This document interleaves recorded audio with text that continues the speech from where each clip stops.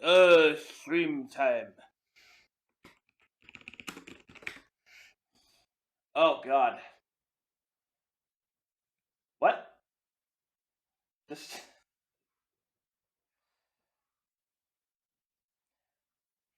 It's a ship. It can be any ship.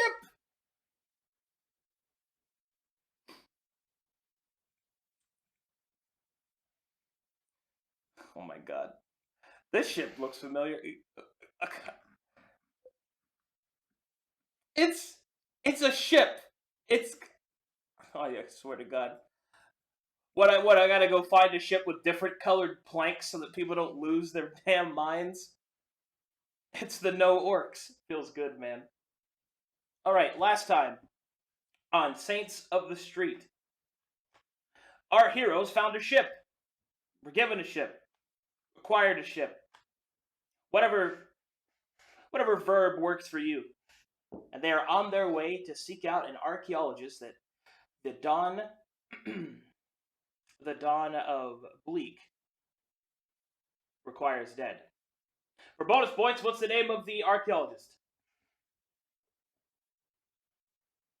That is not who it is. It's Edwin Vaughn.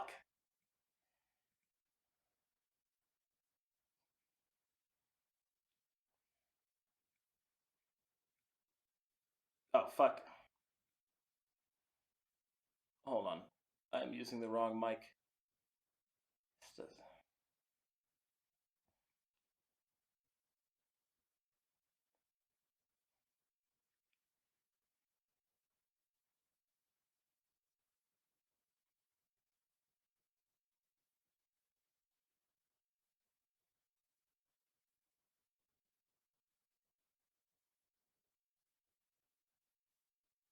Hold on, I'm fixing my mic. There we go. Fuck. What it? What? What? Oh, I'm sorry. It's what is wrong with my shit right now? Why is it not picking up the fucking? That's what I was gonna say. Oh, there. Now everybody should be able to hear everyone else. Okay. Sorry about that. You should be level 4. Okay. Okay, I might be.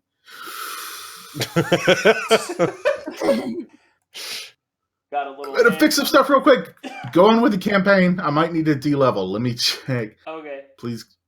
All right. Proceed. So you are level 4. And everyone in chat, yes, this is the same ship map from Trial by Fire. It's not the same ship. Okay. You're currently going to Majital in order to seek out Edwin Vaughn and, well, give him a nice, good hankering of murder. That is currently what's going on. To answer everyone else's question, Tyrden is not here because he is unfortunately feeling unwell.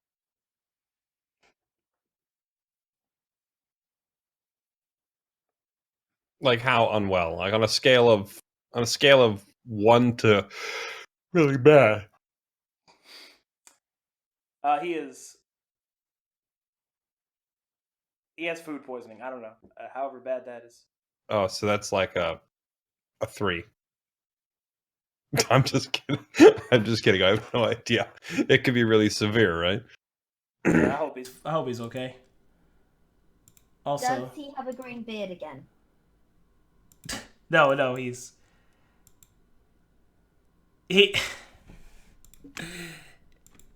Tyrden noises. Raise the mizzen mast.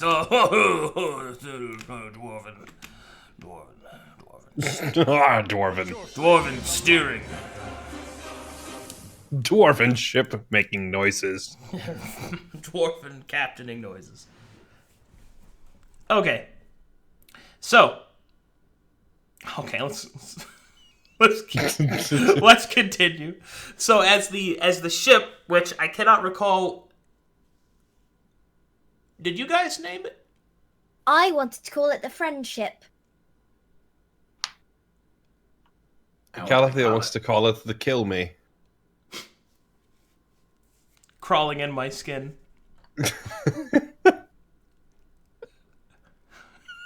The friendship.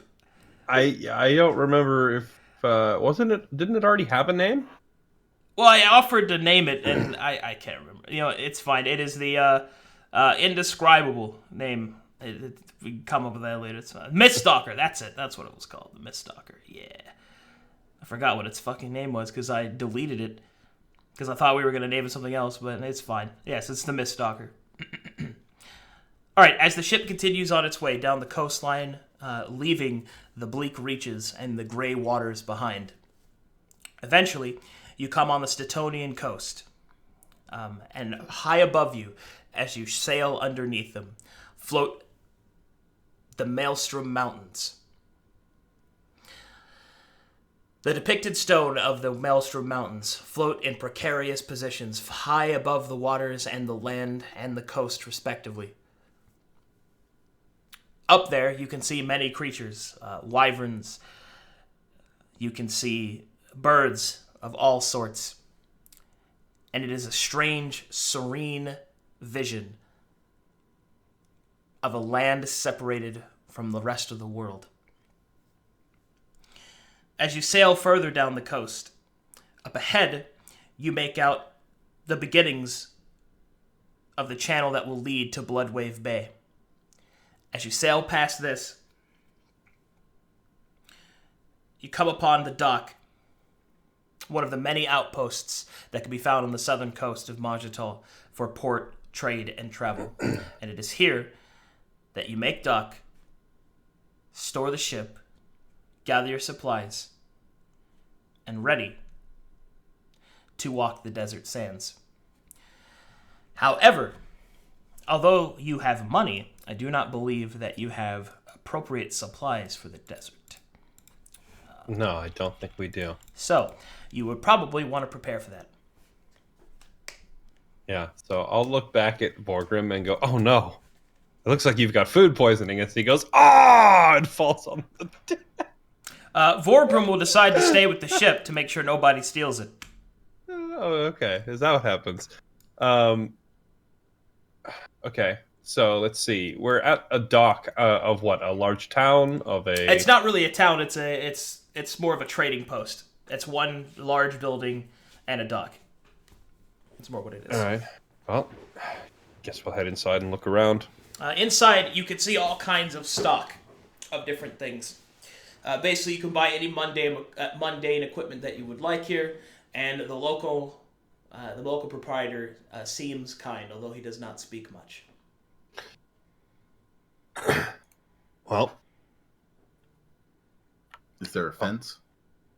yeah, I was gonna say, I'm gonna take my share of the stolen items or whatever, and head inside and just sell them off because I figure.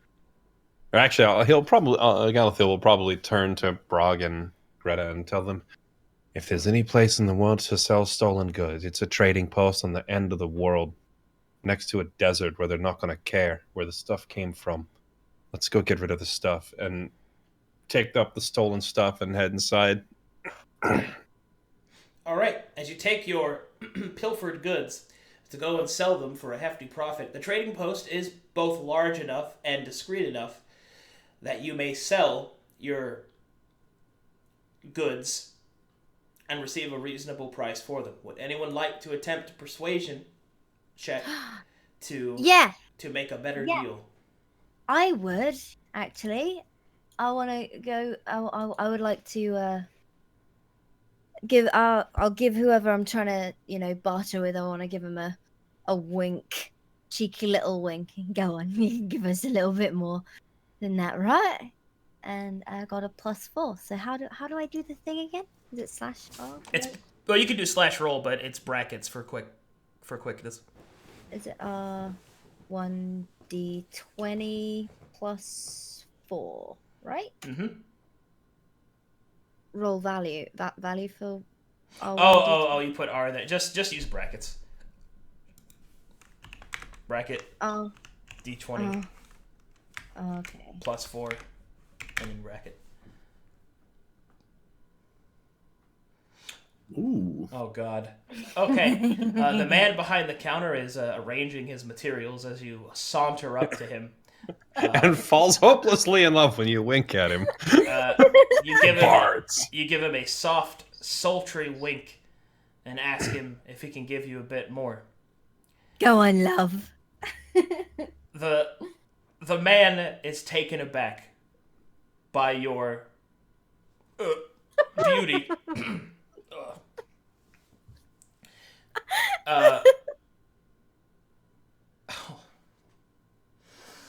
Like the desert flower grown alongside the hidden oasis, so does feelings blossom softly beneath his pallid skin. So, Brog looks at the proprietor and noticing that he's wooed, he says, "You know, she's the finest jewel we got, but she ain't for sale."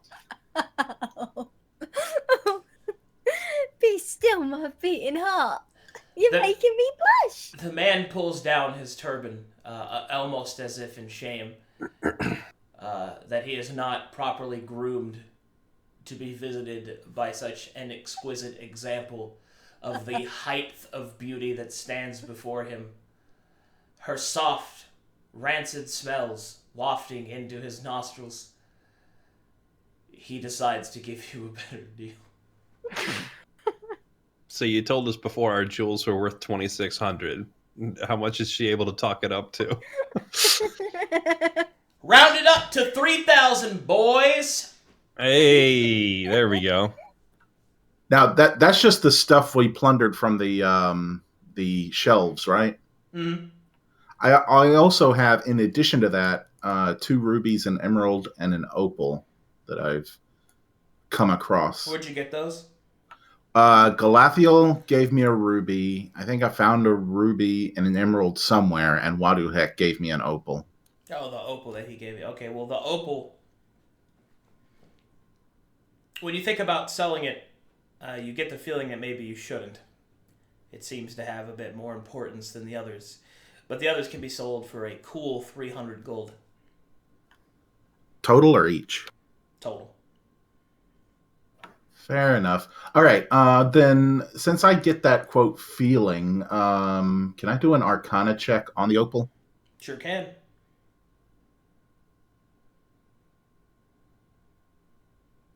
Wow, remarkably bad. You I'll don't, hold you on don't to it. know why, but when you look at it, it seems to shine with an inner light.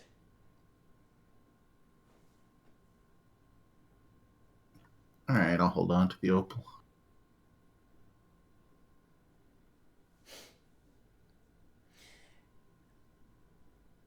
The man leans forward across the counter and says, my word, might I know your name, fair maid? Oh, yeah. You can call me Greta, and I'm sure we'll be back here any point. We have other goods that we have obtained, and we need to sell them. So thank you very much, sir. Greta. A wonderful name. I shall recite it each night that I might not forget its phonetics. Okay. That's nice. I've got to go now, though. Thank you, I guess. Fare thee Stop. well, Lady Greta. Oh, God. Why do I... As you leave, so doth my sun set. Oh. Please get out of here. I can't keep that up forever. Oh, I guess I scuttled back to Galathiel with the gold. So, what do I you think know you guys he's- want to buy?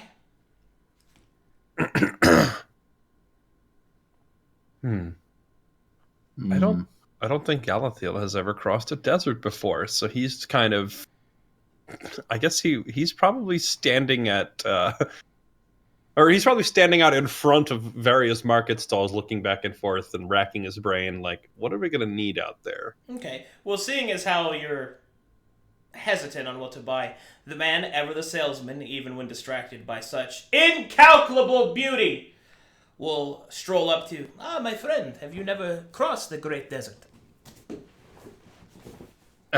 No, can't say we have. Very well. Well, there are certain supplies that you will need. First, you will need lots of water, and might I suggest our special water skins that will keep it further cool, so that you can have a bit more of a refreshing drink. He'll throw a couple water skins in front of you. Yes, you will need lighter clothing than that, I'm afraid. Your Eastman woolen clothes you will find to be quite terrible. Yes, you will need silks, things that breathe, that protect you from the sun as well. And he'll pile up a bunch of desert clothes. Yes, what else? Galathiel kind of looks down at his ridiculously edgy outfit, and he's not sure he can handle wearing something that isn't super edgy. But my black. It'd be like, imagine a Reaper from Overwatch being told he has to wear normal clothes, and then just kind of sulking for a minute. I guess can I lean on the on the stool and sort of are we gonna have to pay for all of that stuff, or do we get some kind of special discount? And another Oh my God. wink. All right, persuasion check. Oh, wait, what? Really? Oh. The lady has a fair point. We are buying in bulk, you see. Can I help so she gets advantage on the roll? Sure. Roll again. Oh. We'll be passing back through here, so we might want to, take advantage of your services later. How does Yvonne? Oh, I get to roll again. Yeah, you just roll twice and use the better number. Okay. Oh, All right. Well, he doesn't seem completely swooned to a bursting heart, but he does consider it. Well, I do need to make some income out of this. I can give a small. Tell you what. I shall give you rations for free. Special rations that you'll find will last much better in the desert heat. That's all right then, I guess. I can. Thank you. You are most welcome, my desert flower. He could have given us it for free or whatever, but Galathiel just kind of gets between them. What else do we need? Let me think. You do not want to get lost in the desert. I would suggest perhaps a guide. Where are you going? Perhaps I can provide some assistance.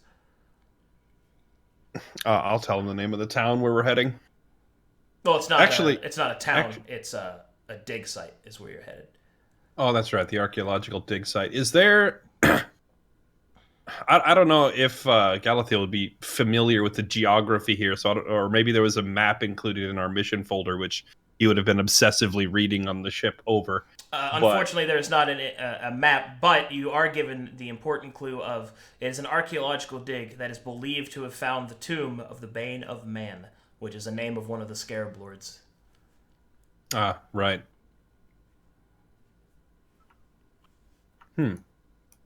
He's trying to figure a way to tell him a destination that doesn't give away exactly where we're going, but due to how specific it is, that's going to be really hard to do. Like, he wanted to, I suppose, give him the name of a nearby town or something like that. You could just mention archaeology, and that you can maybe even claim that you're one yourself. Right. Maybe test the water, see how much he knows. No, I feel like our destination is so specific, and it's not like it's going to be outside of a major town or anything. That he's just gonna come out and say it. We're looking for an archaeological dig. Ah, interested in histories, huh? Yeah, specifically the hold on, sorry, what's it called again? The Bane of Man. The Bane of Man. Oh no, you said the Tomb of something. Yes, the Tomb of the Scarab Lord, the Bane of Man, which is what his Oh, that's his full was. title. That's okay, his title. gotcha. Yeah. Yes, in particular the Tomb of the Scarab Lord. Oh, which one? There are many Scarab Lords from past. The Bane of Man. One of my associates is already working there. Ah, you mean Edwin? He's one of Edwin's assistants. Oh, well, I assume it's in the same party then. Yes, I believe he was headed to the northeast. What you want to do is you will find that there is a plateau, and he starts to give instructions. He takes one of his maps, thinks to charge you, looks at Greta, and his eyes soften, and he gives you a map and then marks a route that he most strongly suspects that was taken to where it is believed that this dig can be found. So he gives you pretty much as specific of instructions as really is possible. Okay. But then he will give you a warning. My friends, you seem to be an upstanding and respectable lot. Yes, definitely. Absolutely, yes. And to the... How did you get through this? And to the... is that in character? Are you just evilly cackling? Yes. And I'm doing the Mr. Burns things with my fingers. Yes, Galathiel lets out an evil. All right, hold on. I'm confused, and I just start joining in. I am not sure what we are laughing about, but, well, you are travelers, if perhaps not as pure. It is not my place to judge. You must keep a watchful eye. There was a sky demon seen lately. A sky demon. Yes, it has many names. We call them birds. No. Sky demon, Washaka, Windigo. There's many names. Bird. Keep a close eye on the sky once the sun has set, for there have been reports of gnolls. Gnolls? Indeed. They follow Are the they ravenous hunger of Beyonce? the sky demon. What, they eat the things that it kills? You do not know the story of the Windigo. Can't say that I do. As he then pulls out a smoking pipe, pulls out a couple extra and offers them to all of you. Why the heck not? I'll take a pipe and sit down. All right, and he'll Story also time. pull out some food and drink as well. This man is an exceptional host, so no expenses spared. Probably because he's going to make a killing off the stuff you guys brought in. And he will continue. What do you see? The Windigo are beings derived from the desperate, derived from a crime committed not by precognizance, but rather out of pure necessity. A damning and corruption of the soul of even the most simple and pure. A Windigo is more often than not formed when one is forced to eat one's companions. For in the desert, and to its snowy counterpart within the high mountains of Krazix, and also the Badlands, when one is cut off from food and water, and the weak begin to die, it is a very difficult temptation to resist. For even in the most desperate of times, men believe we would not eat one another. But the things that I have seen on the deserts at night, nothing is not plausible to me anymore. It is said that at first there is shame, and then there is a hunger even far beyond when you have already filled it. A cursed hunger that builds up inside.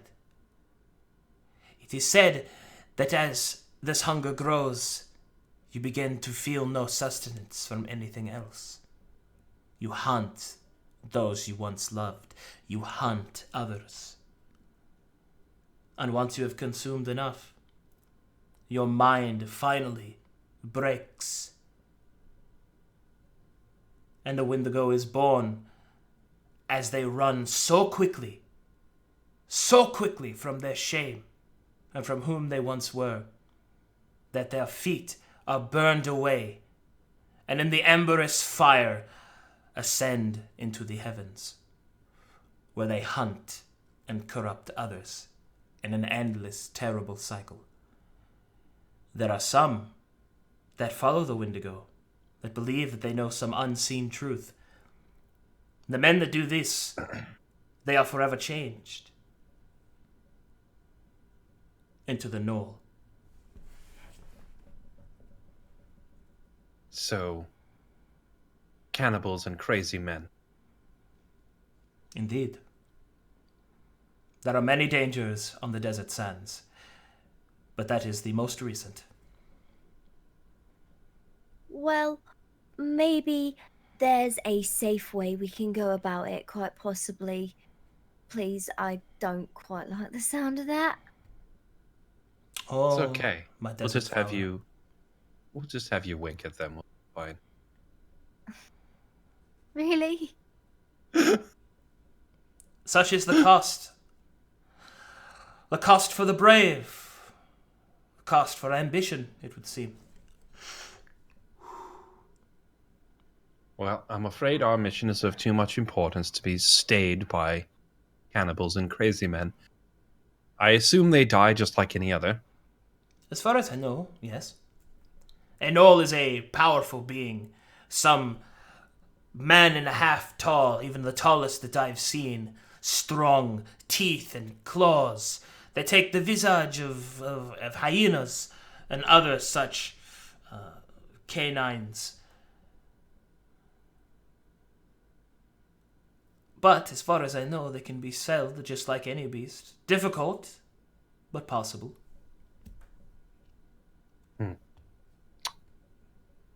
Well then, we'll have to add a few extra items to our toll here then.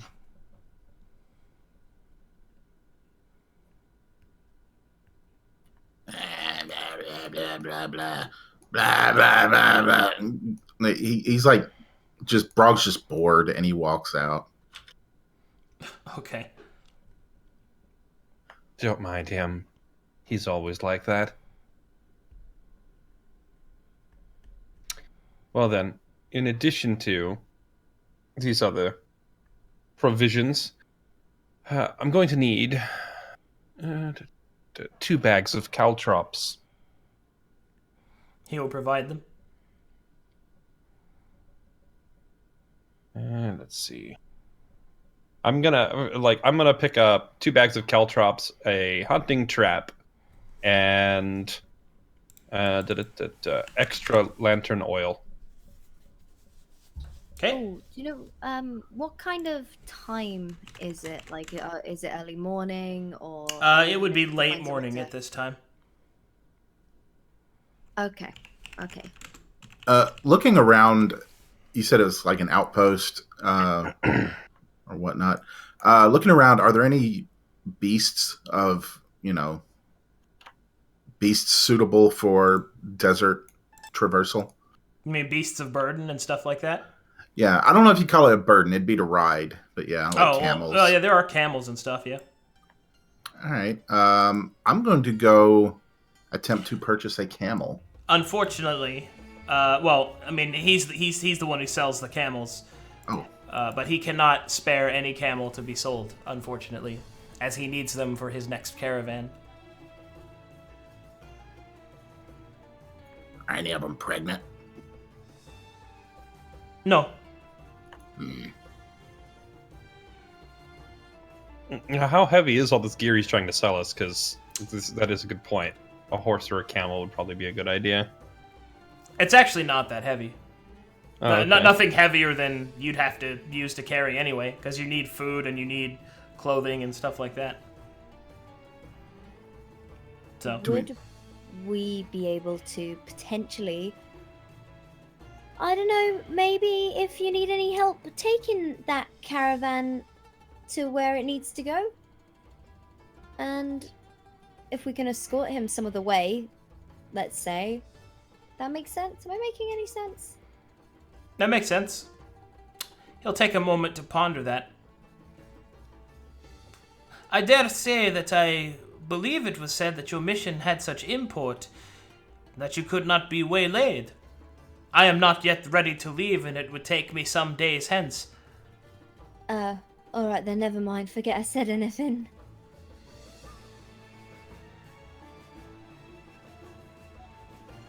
I mean, obviously we're gonna need water, right? So we need to stock up on water.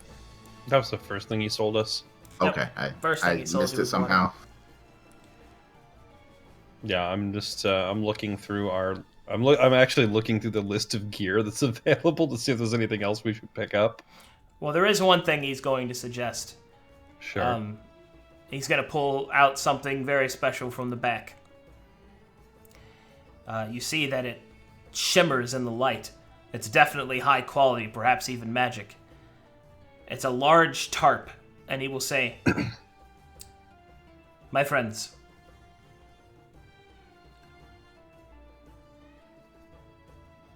I do not know why, but in a short time of me speaking with you, I feel that you are a truly trustworthy lot. And if you intend to return with perhaps riches of a tomb, you will need someone to buy them from you. His eyes twinkle. So I offer you this. I know that most believe that they are just simply stories, but the Wendigo are a real threat. And although you seem very capable, that Knoll should not be a true problem. A Wendigo is a terrible foe. Something, I dare say, that you cannot face. But I offer you this. And he will give you a tarp. Use this when you see the demon fly. Hide beneath it. It will not protect you from the scent of the Knoll, for they have a powerful smell. And they will sniff you out like the dogs in which they emulate. But to the sky demon that hunts with sight far above, it should provide some succor. Keep it. And whence you return with your riches, I shall take it back for the next individuals that might need it. Fair? Fair. Very good. All right, and he will give you a sunbound cloak? No, sunbind tarp. So basically, what it is it's just superior camouflage against aerial-based enemies. Sweet. It cannot be worn in light combat or used in combat like that, but you can use it to attempt to hide your camp or hide yourselves. It should be noted, although this will greatly increase your chances of not being spotted by a Sky Demon, Wendigo, Rasha, it is not foolproof, much like the Ranger Stones in Dalton. Gotcha. So it is best to use extreme caution should you walk across a Wendigo. I will resist the urge to do another in-character evil cackle when he calls us trustworthy. You all seem like a trustworthy lot. I smothered a man in his sleep with a pillow. No, I didn't. That was natural causes. Yeah, so He died of natural pillow. I'll choke down the evil laugh when he says that, and just take the tarp and say, "I appreciate the concern. We'll put this to good use, and we will return it in working order." He will nod, satisfied. Well then, that is all I can think to give you on your journey. The only thing else that you should take with you is confidence, a sound mind, and a sharp blade. 2 out of 3 ain't bad, I guess. I'm crazy as fuck. Indeed. I am. How am I supposed to, okay? Good to hear. Acknowledge it. Tell me I'm crazy. How much is it going to cost us for all of this? 200 gold. All right. That 3,000? Did we split that, or was that each? That's 3,000. total. So for each of you, it's going to cost 50 gold. Oh, not 50 gold. I'm sorry, 25 gold. I double it up in my head for some reason. 25. Yep, 25 gold for the specialized equipment. Yeah. All that 25 stuff. each is only 75. Didn't he say 200? Oh, I'm sorry. I'm imagining Tyradin is here. Yeah, so that would be 75 gold total for all three of you, cost of equipment and all that good stuff. Yeah, And the gold total that you got from this is supposed to be split with Tyradin, but he's not here, so. Well, he wasn't there for that robbery to begin with. And since he didn't come inside, we're just not going to mention it to him. Okay. That you may cross that bridge should it happen. All right. Besides, he already got his 500 from the half-father. Yeah. Okay. Yep, I will fork over my 75. Mm-hmm. And take the stuff and head out. All right, and so you Update take to my the sands. gold total on the character sheet. And yeah. And I guess Galathiel will probably turn back to the other two. Anything else you two can think of that might be handy when crossing a desert of, or crossing a sea of sand?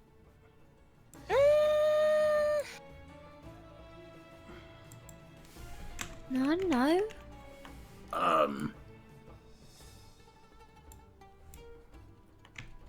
No. Do you think there'll be any cactuses? 'Cause I don't want to have to bring my own. Bring your own. Yeah, Cacti? cactus. Yeah, you gotta have a cactus in the desert. That's what I heard.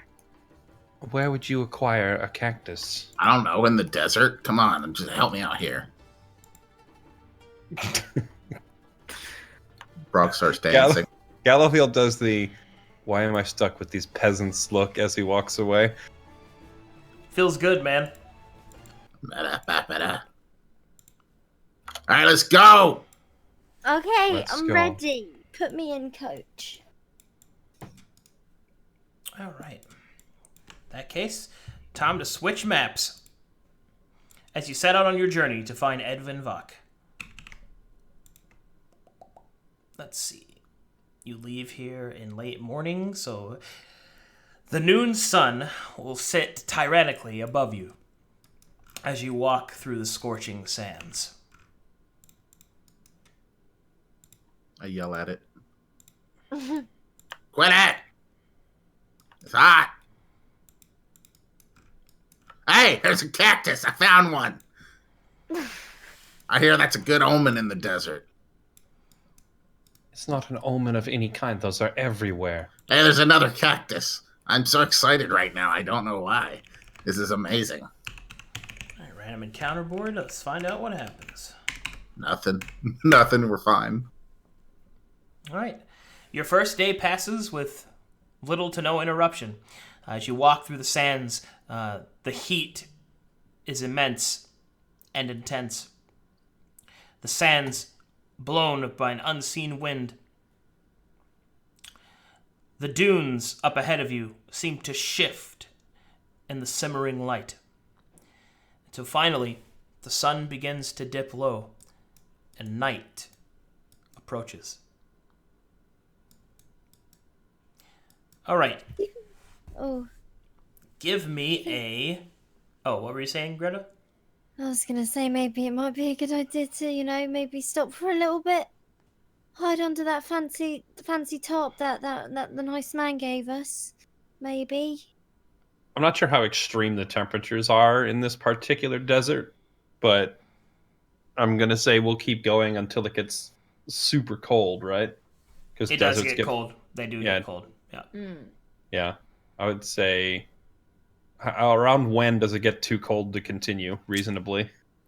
Well, I wouldn't say it gets too cold that you can't continue, but it's it is exhausting to walk through the desert's heat.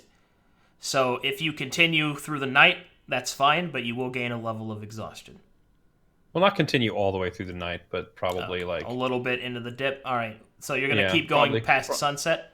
yeah, keep walking till like I don't know, Okay. 1 or 2 a.m. so that or like tomorrow we can sleep through the hot part of the day, Fair enough. or maybe even later. Like keep walking till like 2 or 3, and then set up camp, and then tomorrow we can sleep and laze around till 2 or 3 in the afternoon when the sun is starting to go down and it won't be 100 freaking degrees out.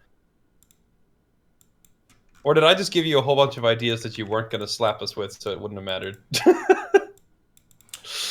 And in that case, you decide to walk through the night. I was only bring all prepared. this up because my other campaign, we're crossing a desert too.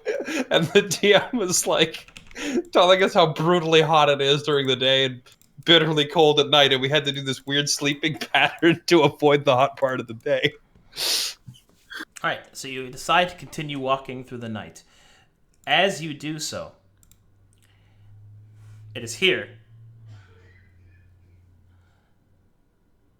as the sun dips low and the moon rises high, you continue to walk to gain time. The heat dissipates and is replaced by a lonely cold.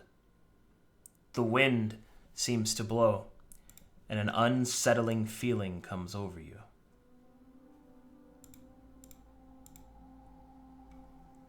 Make me perception checks.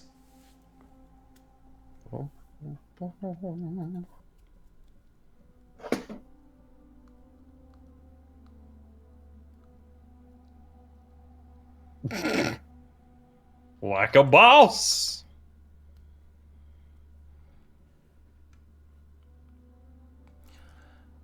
Okay. Not Greg. What? Yeah. Brog. I'm Greg now. Brog, can you remind me? I do not believe goblins do, but do you have scent? Like an ability to use your smell? Like a special one? I don't think there is one in fifth, but I want to make sure. I don't believe I have anything like that now. Okay. Well, in that case, you're walking along, and you do not notice it in time to avoiding them. But Brog, as you are a creature that often would hunt at night in the olden days, you see a shine of eyes moving through the desert dunes. I also have like night vision. Well, yeah, but I'm just saying. Yeah. Oh, I guess I'll say something. Hey guys, we got company. Thankfully, Brog is able to warn you in time for you to draw your weapons when suddenly these creatures appear through the darkened desert. Don't worry, the cactuses will protect us. Mm. They're the mighty guardians of the desert. All right, roll me some initiative. Because it's too late to avoid them. Oh, mine's -1. How do I? You just roll it like normal, just d20 -1. Okay. Wow, we all suck. Oh. God damn it! She's Oh so wait, never fast. mind. We all suck except Kiwo. Hey, make them all kill each other again. Wait, That was funny. no, that was an accident, and you know it was. Yeah, you keep telling yourself that with the Right. band of An thieves. accident. Oh, my map tools is kind of freaking out at the moment. I might need to restart it. Is that gonna take a while, or is that okay? Yeah, it shouldn't take that long. Okay. What's happening? Like, what is it doing? Like all the bottom windows are just freaking out like crazy. So I'm just seeing like the maps and all the windows are going in the wrong places. Huh. It's very strange. I'll just reboot it quick. Okay. Protect us, mighty cacti. Okay, that seems better.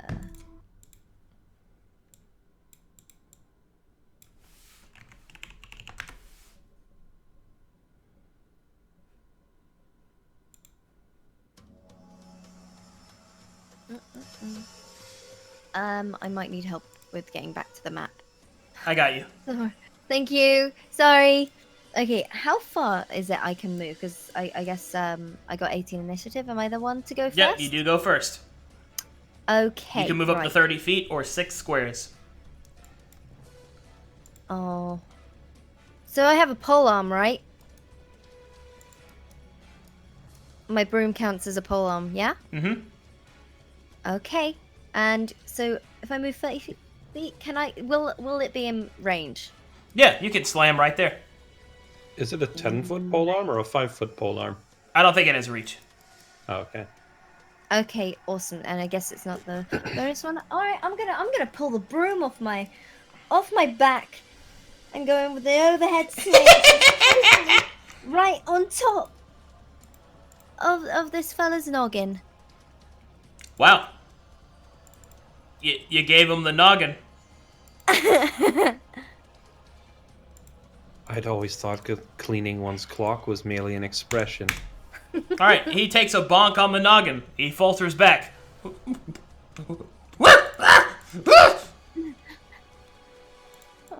Galathio. Yay! I will move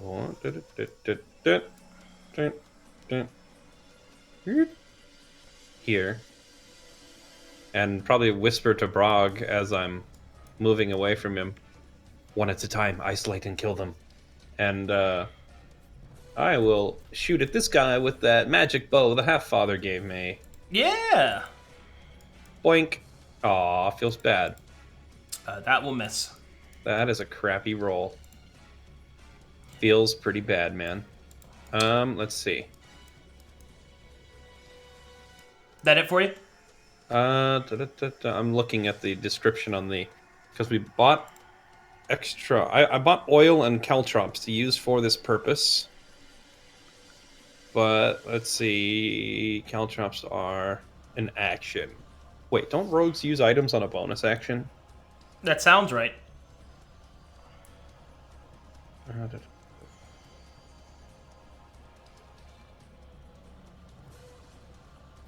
Oh, no, that's only if I took the thief archetype and I'm an assassin. Rip. Alright, no, there's nothing I can do. So Okay. I'll end my turn next to this cactus. Alright. The cactus casts Nullify on you. No, I'm just... Wow! Mother... Oh. Oh, wait, I get... okay, never mind, I forgot. I do get my cunning action, which means I can bonus action dash. So I will bonus dash here behind this guy. Okay. The Null Scout will... We'll move away from Kiwo, granting her an attack of opportunity. Ooh. Or from Greta. Smash. Can I smash? Yes, you can smash. You said that really weird. Smash. Smash. Give him the smash. Ooh, Can I smash him good? that's a good looking smash. You slap the Null in the back as he moves away. Ah! Lets out a little screech. He'll turn. Really doesn't like Greta, and he's gonna shoot his little short bow at you. Wait, what? Oh. Oh yeah. Oh. Oh, Looks that's like chunky. 5 damage. Now make me a Constitution saving throw. DC Okay. 13. Oh. D. Huh? No, just type the D20 plus your constitution. Plus it. Oh. And yeah. you have to beat a 13. DC 13 is you need to beat it. Oh, yeah. Ooh, no problem. Oh. No poison damage for you, but you do take 5. Oh. There you go. Thank you. All right, this scout's gonna move up. How do you have so much HP? I am a strong woman. I don't. How come it feels like I have half of everyone else's HP? She's a bard, not a tank. You thought wrong. She's the janitor. Okay, the Knoll Scout will move up to the edge, will point his short bow at Brog and let loose. Yeah, good luck with that. Ow. For 9 damage. Con save Ow. or take 2 poison. Con save. All right.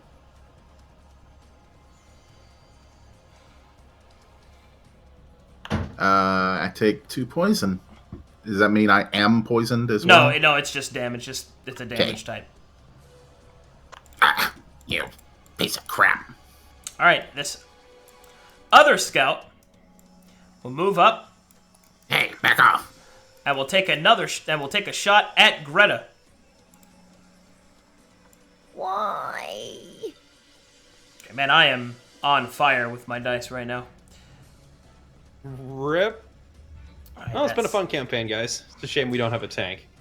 5 damage, Greta. Okay. Here, I'll. Do you know how to damage yourself? No. Well, I don't. you'll see on your token, you'll see something that says, like, okay, click your token, go to your selection screen where your macros are, and you'll see something that says damage and healing.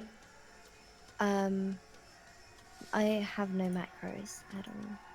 I'm so sorry. Okay, go up to the top, go to window, click window, go to selected. Does that have a check mark next to it? Yep. Okay, that means the window's on there somewhere. So find where it says selection, make sure that window's a little bigger, Oh. and then click on your token and you'll see macros pop up.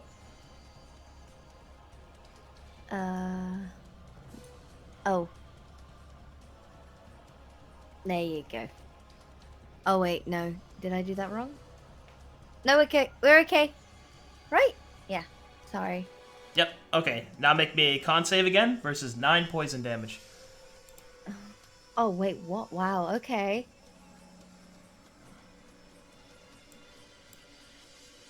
Once again, unpoisonable. Takes no damage. She's too resilient from living in trash all of her life. I know, right? The poisons and toxins have no effect. Oh, this isn't nearly as bad as the cheese I ate last week. Oh, jeez. Go ahead, Brog. Your turn. Bring the rain. Brog, I guess I can't say casually strolls because he's got to move his distance, but he's like, I'm getting tired of. I'm so tired. My feet hurt. I don't want to be doing anything. Brog raises. Brog complains like a 12-year-old. Yeah. By the way, you might need a token for this one, but Brog raises his mace. Dark energy flows around it, and then shoots out next to Knoll Scout, where the energy coalesces into a spiritual weapon. Oh. Dark mace. All right. Similar to his. I got that for you. It'll be this one. It could be either one of them. Which one do I want? I guess I should try finishing off 3. Yeah, I'll finish off number 3. So.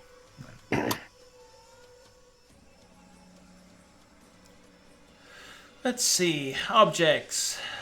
Items. I know I got a knife in here somewhere. You know what? We're just going to use this. This will be your dagger.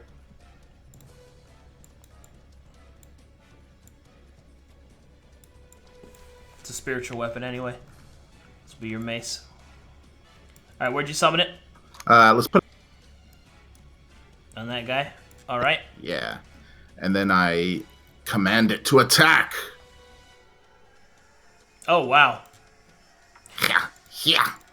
That guy gets the bonkening.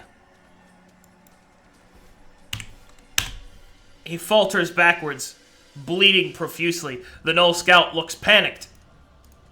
State condition. And that weapon lasts 1 minute. The Knoll Scout looks like he will run away. Greta. Coward. Oh goodness. Okay. Don't let him run. Kill him. All right. I'm gonna chase after him. And actually, can I cast a spell and also attack, like do a melee attack, or is it just Only if the spell is like a bonus action, or if you have another way of attacking as a bonus action. So look at the spell's casting time and see if it says action or bonus action. If it's a I bonus, you can also attack. Also, do you have Polearm Master? Yeah. I believe you can make a bonus action attack with the 1d4 part of your broom as well. Okay. Oh God, what do I want to do? Because I kind of want to cast a spell on one of the other gnolls, but I don't know how close I need. I don't know. I've only got one monster as well at the moment because I have blindness and deafness, but I don't know the range it has. I'm pretty sure you're in range. I don't think that's a touch spell. The range on blindness deafness is 30 feet. How far is this boy? Oh, he's too far. He's too far. He's too Well, far. you Oh, could. yes. This guy's only 20 feet, so you could step. Like, you could step here, That's a cast good at this guy, because that's 30 feet, idea. and then run this way. No. You'd have to move right here, directly down one space. Okay. Because then it would be 25 feet, Yeah. like the rest of your movement to move up here. So you could theoretically be in range for both if you have a spell that hits both of, or like if you have a spell that doesn't consume your attack action or whatever. Well, she could still attack because she has a bonus action attack through Polearm Master. So she could just cast a standard action spell and then slap somebody with the other end of her thing. Okay. Pretty sure. All right, then I want to cast. I want to cast blindness and deafness. And silly Knowles, it's only me. Look at that. No, you can't, because you can't see. Hey. Oh my god, that rhyme, that was amazing. Oh my god! Did you just ALMOW me? Oh my god! Because you can't see. Hey! So Wow. how do these spells work? I never used. I make a well. This spell is a saving throw based one, so that means I have to make a saving throw versus your DC, which is 8 plus proficiency plus your casting stat, which is charisma. I'm pretty sure. Okay. Where's my charisma? Do you add spell level to that too? I don't think. Not in this edition. No, it's not just necessarily. her It's just the. proficiency plus charisma. Yeah, would yeah, be yeah. her spell DC. I have a +5. Okay, so that means it's a 15. And let me go ahead and roll mine, which is not good. Oh. No, it is not. Okay. I can't see shit, Captain. Is it either of like both of them? If it's in a 30-foot range, is it the two of them? I think it's just you only get one target with that. Okay, all right. Well, in that case, I'm gonna run up to this guy. If you have third level spell slots, you can hit 2 of them with it. Like at higher levels, you can target multiple. Which we are level. No, you don't have them because we're only level 4. Never mind. Okay. I tried. I tried to help. Good to know for future. And I'm gonna run to this guy. At this point, I think Greta, like in combat, and she. Oh, I'm she just sorry. sees red. I'm sorry. The bonus action thing is not possible because you can only do that when you make an attack action, like an actual attack with your weapon. So that's my bad. You've Oh, been fuck. deceived. I just run up to this guy. It just. Ah! I scream at him. Okay. Intimidation check. Can I? It still works though, because now if he moves away from you, you get another opportunity attack. I mean, intimidating him he's already afraid. I'm immune to fear because I'm already afraid. Joke's on you. Galathio. I will, once again, try to shoot this guy before he gets away. Okay. But Don't tase me, bro. I think that will Oh, probably hit. I have been sufficiently tased. He has been tased, and that will be 18 damage. I have become What? dead, destroyer of worlds. The Knoll Stout takes an arrow into the throat.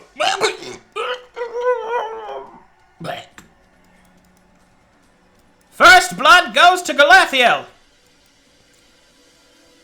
Galathiel holds up one finger. And I will move right here. All right. And it's my turn. All right, the Knoll Scouts will then begin. This Knoll Scout will... Let's see. Let's roll a d4. He will run directly into this cactus, trying to chase you guys down. Yes, thank you, Cactus Guardian. He will make a reflex save. Okay. That's good. But he will still take 7 points of damage. As he is covered in needles. Oh. It's a big cactus. Null Scout 2 will blink, watching his friend run into a cactus like a giant nerd, and will then run to this point, check his distance, realize he needs to get a little closer, and he will shoot at Brog. Oh, Cactus, protect me. Haha, I've been protected. Do I still need to... No, I didn't. No, I missed you. Yeah. Okay, that's it. That's it for them. Go ahead, Brog. I'll save you, Cactus. I'm going to throw a dark bolt of guiding at the Null Scout one, the cactus one. Yeah. Oh, Ed, which one? This one? Oh, that one. Okay. Yeah. Oh. Okay. Touch my cactus. While covered in cactus needles and blinded by magic, your guiding bolt will strike the Null Scout in the back of the head. His head will explode. Brains, eyes, and viscera will splatter all over the cactus. And will disappear into the cactus. All right. Now what I'm going to do is The cactus just is guide thankful. my... I'm going to guide my whip. My whip can only move 20 feet, so I'm going to guide it 20 feet towards the other one. Then I'm just going to sit down, take off my shoe, and kind of rub my feet. God, Okay. It's been a long day. Greta. Okay. At this point, I want to, the corpse in front of me is bloody and stuff, right? Yes. Okay, I would like to take, I want to start rubbing its filth on me and the blood and stuff to try and sort of mask my scent a little bit, so I smell Okay. like a gnoll. Hold on, I need to make a perception check. Okay.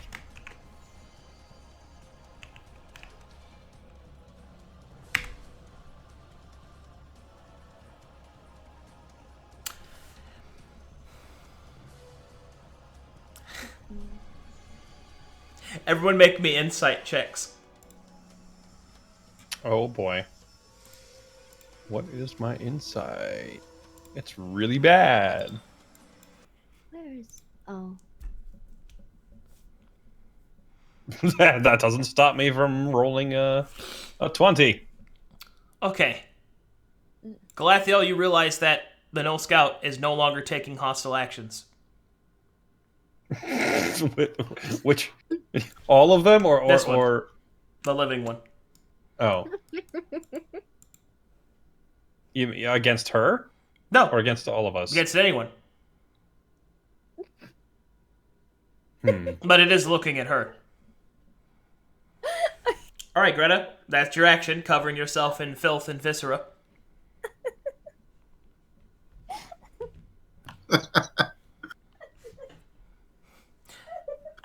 Did you even have a plan, or just Galathiel. doing that? I know that was my plan, but I didn't think it was gonna. I didn't think it was gonna work.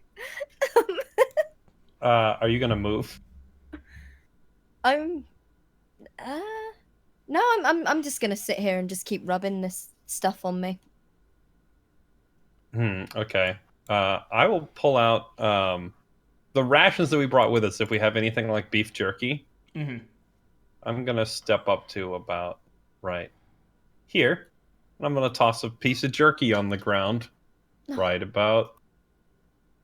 Why can't I use my space bar right about here? Okay. And then back away. The Null Scout will immediately move towards... we're now no longer in combat. The Null Scout will move towards Greta and will just stare at her.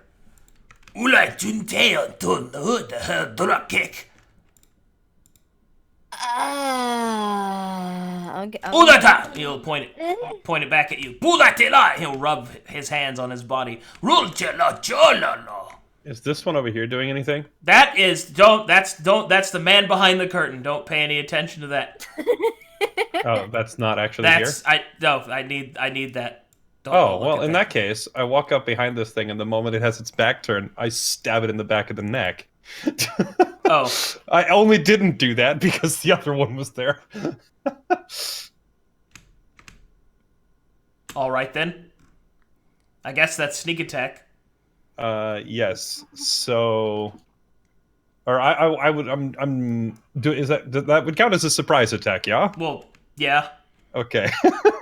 So. Well, hold on. She gets a chance to respond to me. Okay, yeah, go ahead, talk to it. You see Calafiel walking up behind it, and you notice he has his hand on the hilt of a sword. Do I have? You know what? I'm gonna wing it. I'm going to wing it. I have like I can do a persuasion check. So he's just like motioning. I'm gonna sort of try and mimic him. Oh yeah, just making any kind of guttural sound, trying to mimic him. Oui.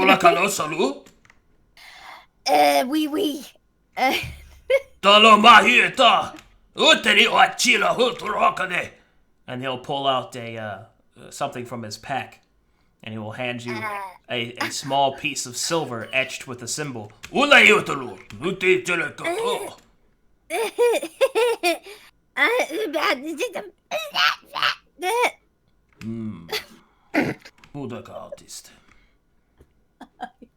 Alright, you stab me. No, I mean, when it appears that she's actually successfully communicating with it, I think he'll stop. Like, he's about to stab it and then realizes, and then he's waiting for them to finish their exchange. I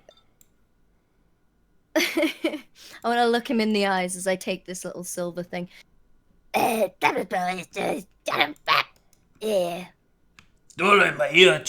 And he'll then point to the silver, and then he'll put your hand against your chest with the silver, and he'll point to the sky. He'll slap his hands together. Okay, now I stab it in the back of the neck. Okay. Well, go ahead and attack. When it claps its hands, like as the hands hit together, that's how I'm gonna aim for the neck. Let's see. So that is a 17. Well, yeah, that hits me. Okay, and that will be. And it's a crit because you're an assassin.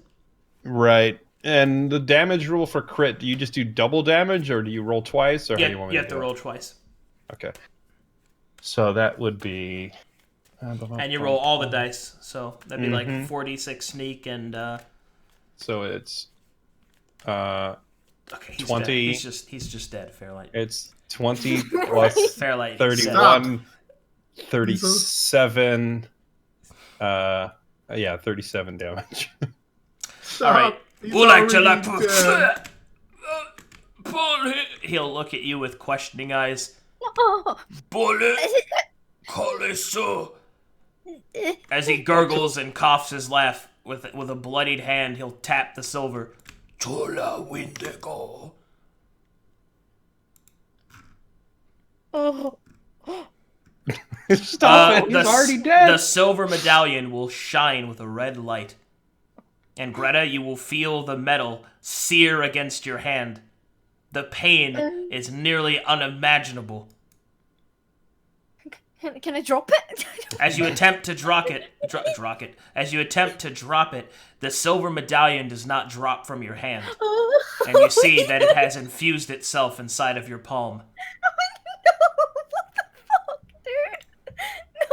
No! Help me! This is why we don't accept gifts from savages. he refers to the other thing as the savage as he cleans the blood off from backstabbing it. Brog looks up. Are we still fighting? No, we're not.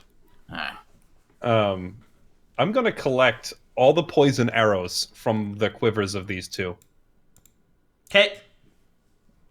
If Brog sees what's happening to her hand, or sees what happened to it, he's gonna check his arcanic mind. It really Arcana hurt. check. Brog, you're gonna need some religion for this one. Oh, that's my speciality. Fairlight, you were able to find 5 poison arrows. Yikes.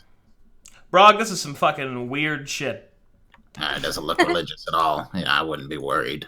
Can I? Yeah. I'm I thinking assume that it- you want to rack your brain about why there's a silver coin embedded in your palm now. Does this one have poison arrows as well, or is the 5 counting all 3 of them? 5's total. They had 5 arrows between all 3 of them? 5 poison arrows. Oh, okay, gotcha. Oh, those are valuable. Are we supposed to be tracking ammo for regular arrows? Because I honestly haven't been keeping track. Well, yeah, but Okay. it's fine. We haven't had enough combat really to ever dwindle your supply. You would have just rekindled it. So just from now on, keep track of it, especially the special arrow types. So you've got Right. 20 normal, 5 poison. Okay.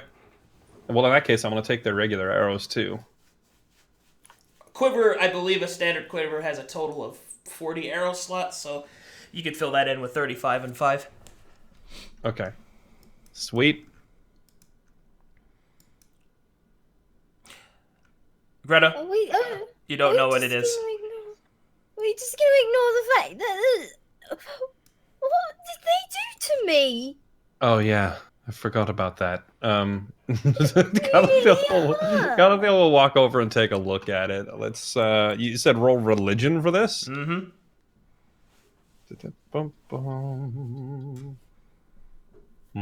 Ba-dump. Don't bother, it's nothing. Okay. Well, it's obviously some sort of holy symbol on the front of the coin. You notice that the silver is not standardized silver. It's not currency silver. In fact, it appears to be alchemical in nature, which means it was specifically created for this purpose to its form. As far as you know, you didn't know or believe that gnolls are capable of such advanced alchemy. So, especially in your elven mind, you're going to suspect that they were given this somehow. So, whatever the symbol means, it represents an organization of some kind. The magic itself, now that it is finally finished, it doesn't seem to be hurting Greta anymore, but it is, even to Greta's normal amount of dirt, it is unsettling. Her skin is burned and blacked around the edges of the coin. And as you look at it, you get the feeling that whatever this is, for some reason, it's meant to be protective. Yeah. Sorry. Well, I'm afraid you only have 5 days to live. Wait. Really? He's just gonna mess with her. Rip. You don't mean that, do you? It's see these markings, and I'm just gonna point at some of the random symbols. They're in Elvish. It's a Yeah? doom sign. No. Say it ain't so, Glathy, or say it ain't so. There's still time. Perhaps we could have it removed. Just cut my hand off. Do it now. There's no need to rush that. As You long insist. as long as we chop the hand off before the 5 days expire, we could Mhm. take an extra day and see if we can find a way to disenchant it. Okay. Oh, there was Uh, so much I wanted to okay. do. If we cut off your hand, can I have it? I mean, to eat it. Nothing weird. I just want to eat it. I mean, I guess. And Yes. then I guess in some ways, a little piece of me will always be with you. In that sense, you know? Yeah, for about a day, I guess. I'm gonna go get a drink. I'll be right back. Holy shit, dude. Hey, look, it's not gonna be anything weird. I just want to eat it. No, like nothing weird. All right, I just want to eat it. Oh my goodness. It's a doom sign. Das Oh muss my ein Traum goodness. sein. I'm This gonna go is grab a getting drink too. weird, I'll be isn't right it? back. Yeah, that sounds like a good idea. Oh. Subscribe to the Twitch channel. Thank you. Don't do it.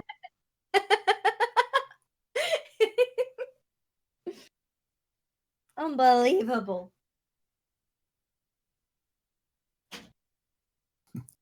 Hey, it's dueling ukuleles.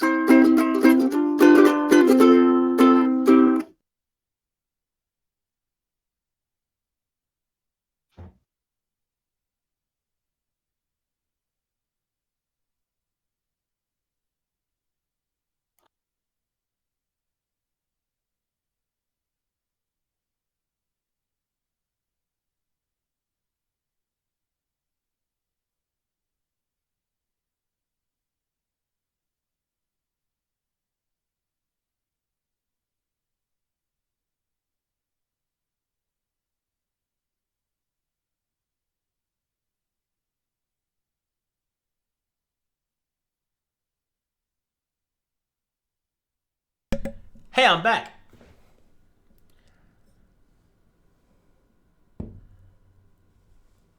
Hello? I think everybody's doing things. Everybody took a break? Okay.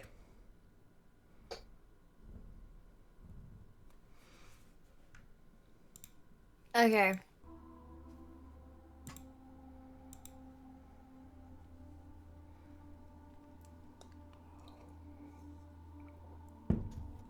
Hello.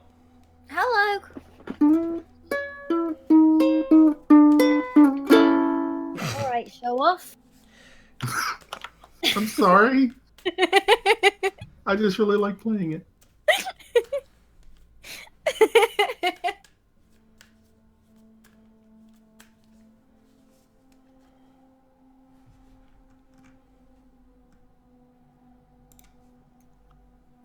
I almost bought a harmonica. Can you imagine going into the doctor's office? Doc, you gotta help me. I almost bought a harmonica.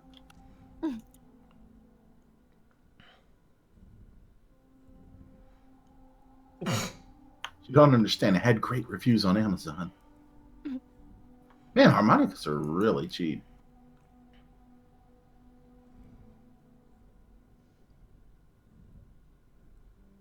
Man. This has been a spicy session so far. It's been something, all right. Poor Kiwo. Are we all just gonna ignore the fact that I've got a silver coin burned into the palm of my hand? Is it alright? It's fine, I guess. I'm just in horrible pain. Don't mind me. The thing is, I need to resume, like, rubbing corpse on me. Yep. I'm not getting attacked by another one of those in the middle of the night. I'm sorry.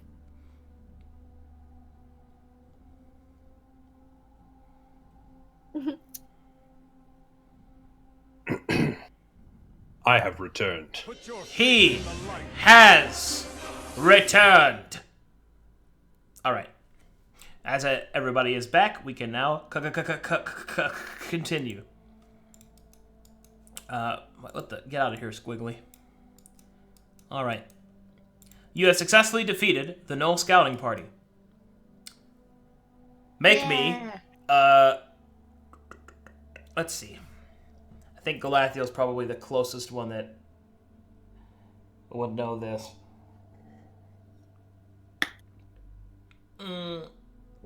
Give me a history check.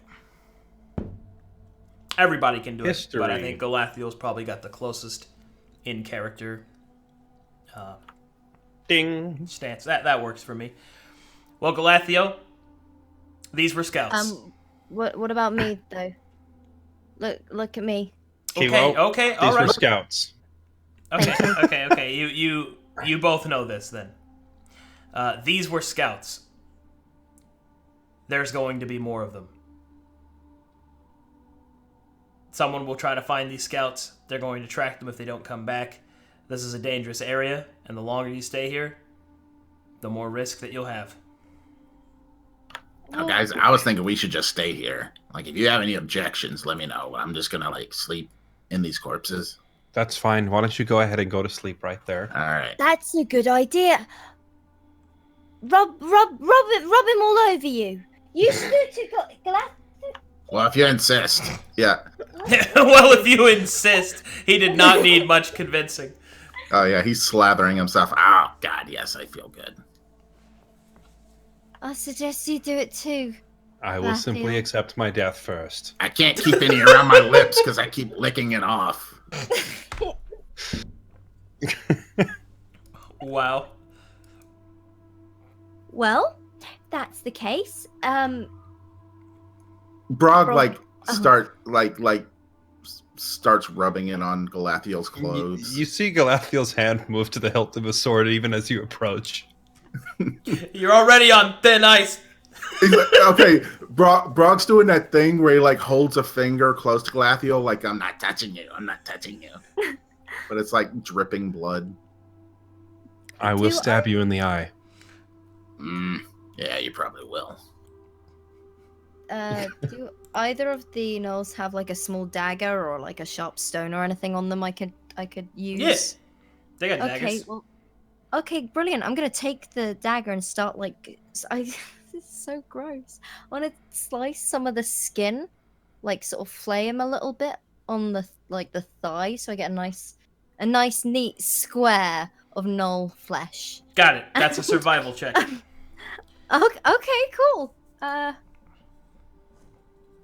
Where is my survival? Okay.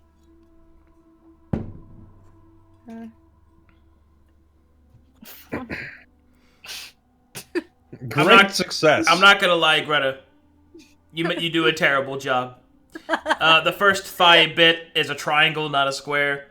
The second thigh bit you get is all in tatters. It takes until the second corpse before you get what appears to be some sort of square of skin. Okay, I wanna present it to Galathiel.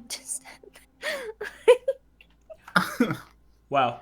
You ain't gonna reject that gift, I guarantee you.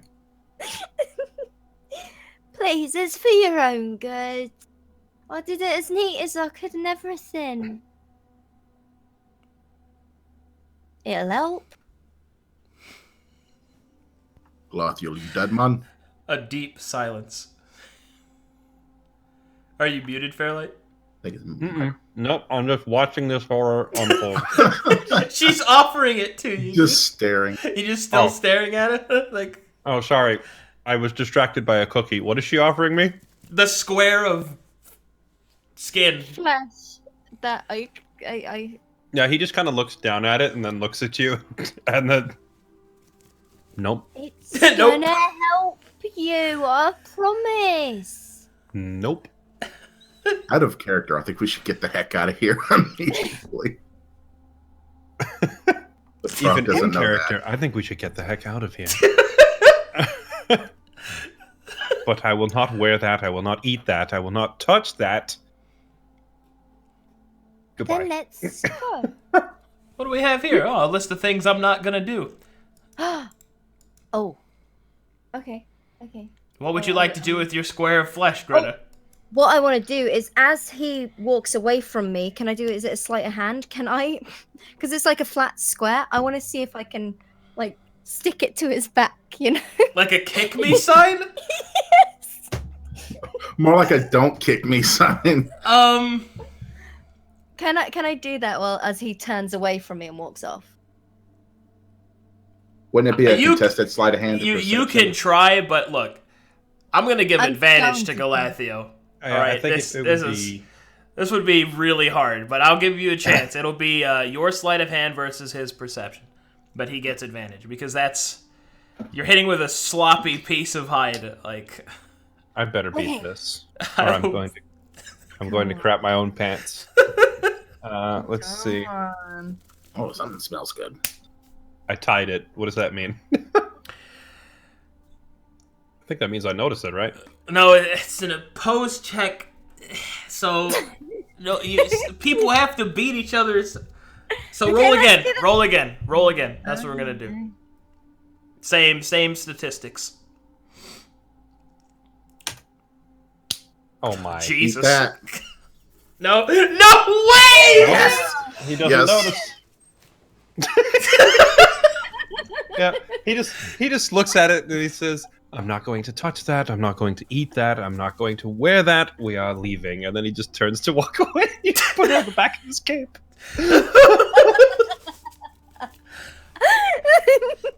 All right, well, Greta, you are successful. Thank you. I notice it and I say nothing, obviously. Brog is a little jealous. Little. That could have been my skin flap. All right. I'll have to cut some off. So what do we? I guess we move on for like another half hour to get away from this scene, but we eventually at some point have to sleep or we're going to get exhausted, right? Correct. I imagine 30 minutes of using your last bit of energy to just put distance between you and this giant pile of... Yeah. And so now you must find rest. Yeah, we're going to set up camp, but Galathiel's going to set up his camp like a good 30 feet away from the others because of the smell. Be like, goodness, you all. Oh. All right, but we get the tarp. I like that. Let's see. Is there a specific pattern you guys want to do it in? You just want yours to be further away? No specific pattern. All right. I'm gonna scatter the. I don't know if the ranger stones are. I don't know if they hold any power here, but I'm gonna spread them out in a circle on the off chance that they work, and set up my little sleeping bag there. Okay. And then that hunting trap that we bought, I'm gonna put that out and put some meat in it, like the ration or the jerky that other one didn't eat that I left on the ground. I'm gonna put that same piece of meat in this hunting trap.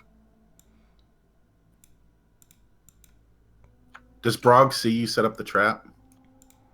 I mean, I'm not hiding it. Yeah, you'd see me Okay. like setting out metal spike. It's a bear trap, basically. Okay. So the party makes camp. You set out a bear trap.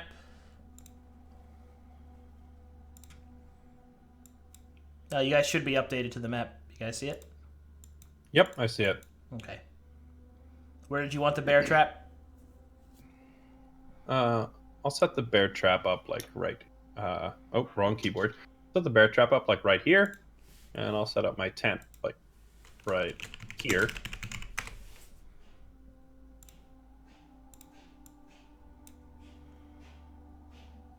Yep, and I'll just move over there. And then, despite the fact that I'm away from them, why does it still smell like rotting flesh? As he rolls around, trying to get away from the smell. Rolls around.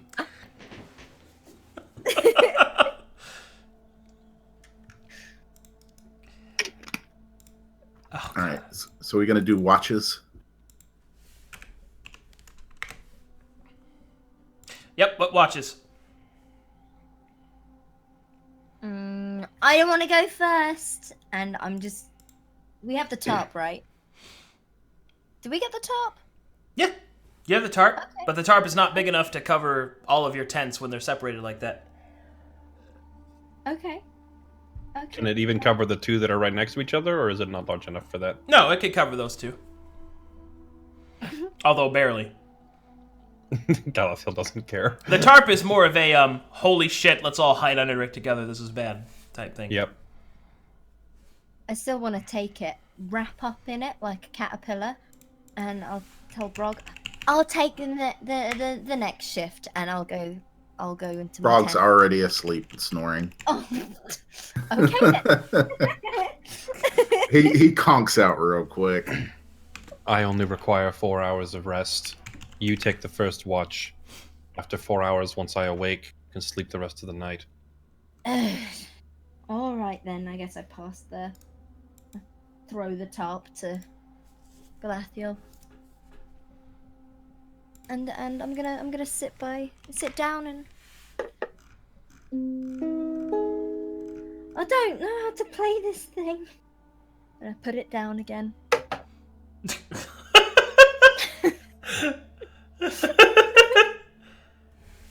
The world's best bard. I know. I'm awful. Can I ask exactly why we want to cover ourselves in the scent of our enemies when we know them to be cannibals? Well, I don't know. You saw the way that one treated me. I just assumed that, you know, if they're like dogs and stuff, you know, that's why the rats didn't go for me when I was sleeping on the streets. I heard that But they'd nibble your toes off. Rats aren't cannibals, though. It's not the point. They'll still eat you. Whatever. I'm just not going to risk it. He says as he turns around at the giant skin flap on his back is plainly visible. The kick beside. All right. As you go through your first watch, Kiwo, make me a perception check. Oh. Ooh. Where's my perception? -1. Brilliant. That's better than -2.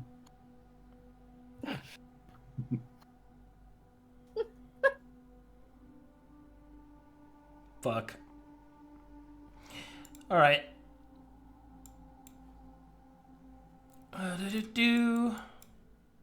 Wait, why can't I select people? What the? Hold on. Things are going wrong on my end. It's not letting me select any of the tokens. That's because they don't want to fight us.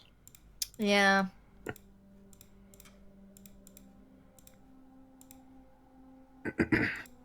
Wait, did I turn you into the background? Holy shit, I turned you guys into background. I was wondering why I couldn't grab my token. There you go. I'm used to it. There you go. I turned you guys into background. I was wondering what the hell was going on.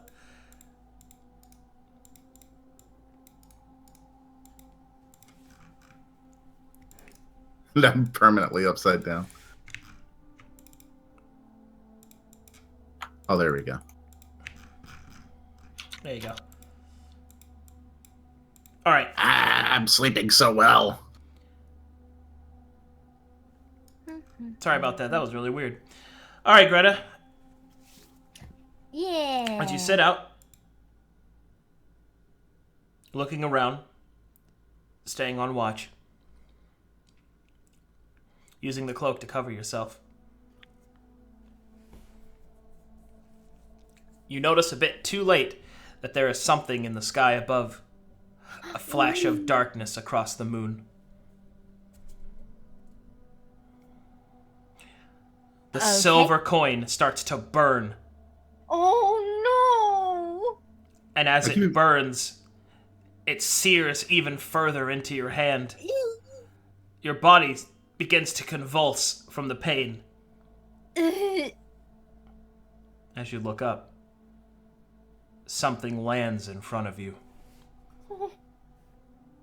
Please don't eat me.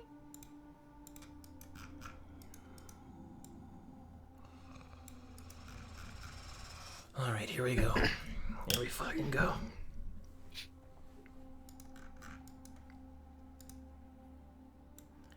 So yeah. A being stands in front of you, comprised of darkness.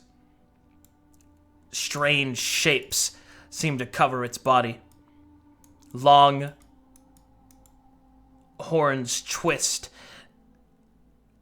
above its head. It seems almost like it's a skull more than it is what else that it is. Many arms hold up pieces of its mane, and its blackened, charred feet seem to fall away into ash as it hovers in front of you.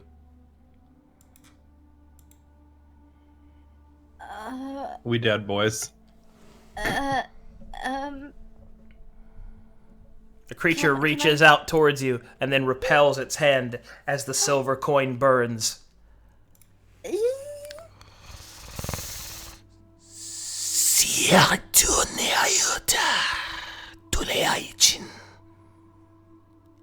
Its voice is soft and quiet. Can I extend my burning hand, like, towards it? Like...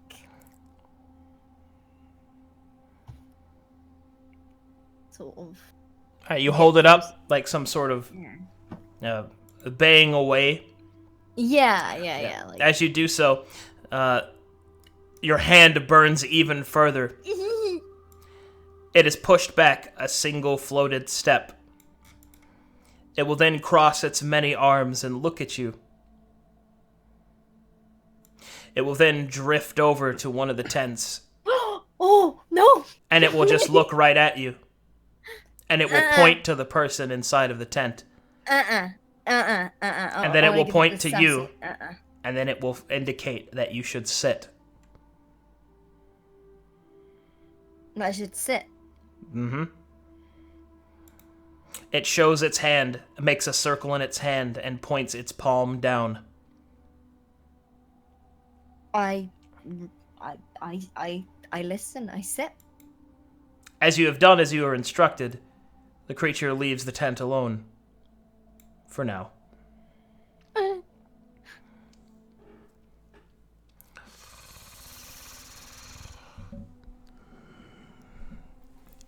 You are more than food. You are something else entirely. Not the first time I've heard that. What is your name, morsel? Lisa said I was not food. You didn't call me morsel, but it's Greta.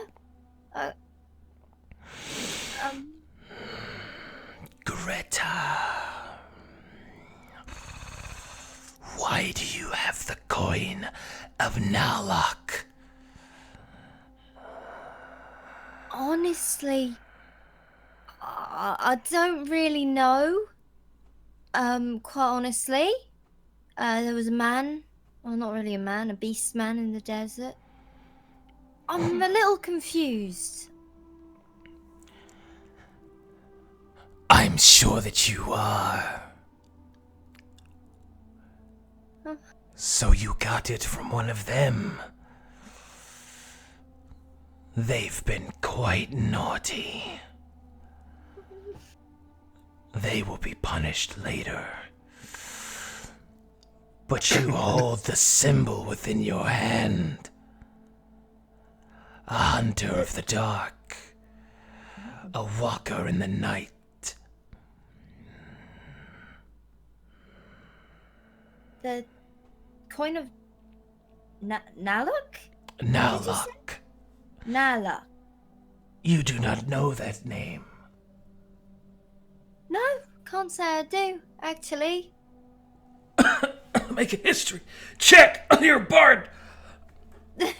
oh, sorry. Oh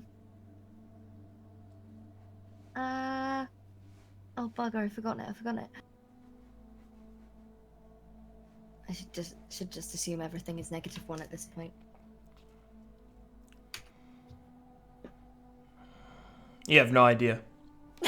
So what you said is, I guess, canon, and he will respond with, If you do not know what that person is, I find that quite disturbing. Knowing one's history is quite important, but I shall educate you. Nalok is the reason why your peoples do not see us in every night sky. It is why we hide upon the fringe. It is why we are hunted. And that's a good thing, really, isn't it? That depends on which side of the sword you sit. Well, the way you're, telling it to me, it seems like I'm on the, it's good for us, really, isn't it? I shouldn't be sassy to this one, should I? I'm sorry.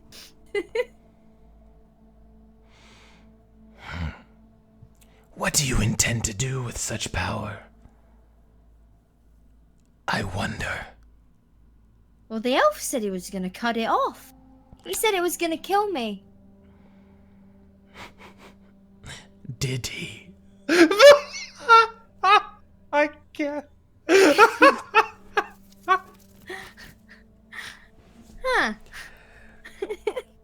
Huh. Galathiel stirs in his sleep, smiling. Someone got his joke. I don't know. Oh, that's I don't right. wanna- You're an elf. You meditate. I don't want to interrupt the scene, but Galathiel's definitely listening in at this point because we never really go to sleep.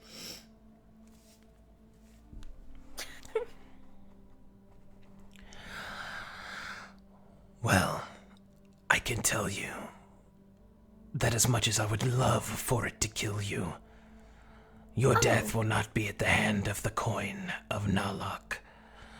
It will be by what the coin brings. How quaint it seems. So I should cut it off. You could, but that would not be wise. Right. You've been marked now. Your soul so tantalizing. Regardless of whether or not you are deserving of the name, you are the next Nalak. How strange. You're telling me? I honestly wanted to just be famous and be the greatest bard in all the land.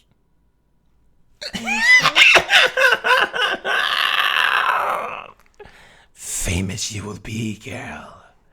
Famous you will be.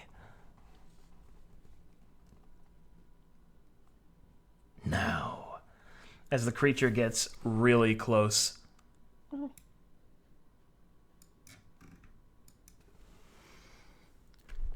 to talk.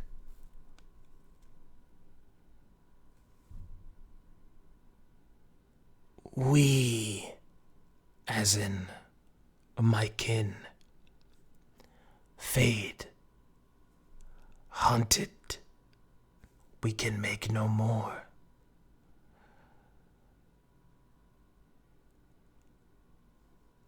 I wish to bargain. With me? Indeed. Let us bargain. Well, I guess it really depends what you have to offer, because you know, I'm still trying to work out whether or not, like, who's in control of this entire situation, quite frankly, because I feel a little bit threatened. It's me. Okay. Just to be clear, whilst harming you would be difficult, the gnolls in the area will follow my call, and you will be riddled with arrows and your story will end. After alright, I kill all of your friends in front of you. Yeah, talk to me. Let's you know what? Let's see what you got to offer then. But you could be useful. I do not ask much. A token, really. A simple act. Uh-huh. There is a place holy to us. Uh-huh. I wish for you to go there and undo the binds that bind our powers.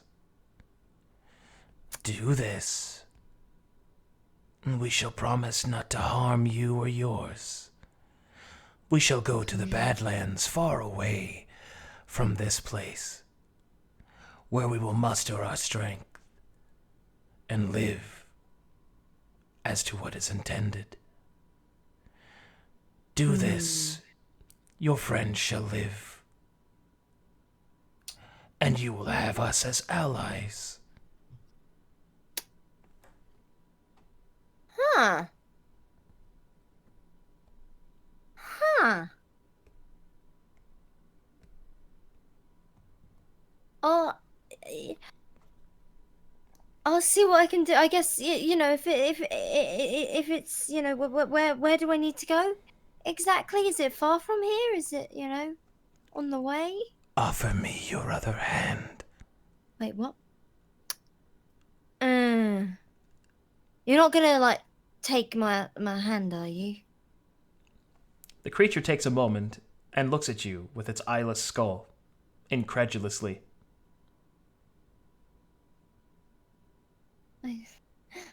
I reach my hand up, shaking. It leans down and looks. It takes its clawed finger and puts it against the palm. This shall guide you. And he will stick the claw into your palm. And the blood will form a small map on the palm of your hand. Go to this place whenever you are done with whatever it is that you're doing. What are you doing? He says, actually thinking to ask for the first time. Well, we're heading to a tomb. Wait, please. Oh God, we're heading to a tomb. Actually. Hold on. Thanks for the host, sir. Yeah. We're I have completely forgotten the name of everything because I don't take notes. The Bane of Man. A tomb of the Scarab Lord, the Bane of Man. Bane of Man. Yeah. Some big fancy tomb, Scarab Lords or something. Might have heard of it, maybe in the area.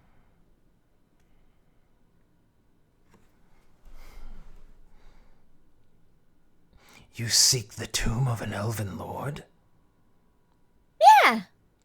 Yeah. Interesting. You really are more than just a morsel. Well, yeah. See, what do you know about this place? I mean, I know it's not a good idea. And can you tell me why that is exactly? The Bane of Man is perhaps...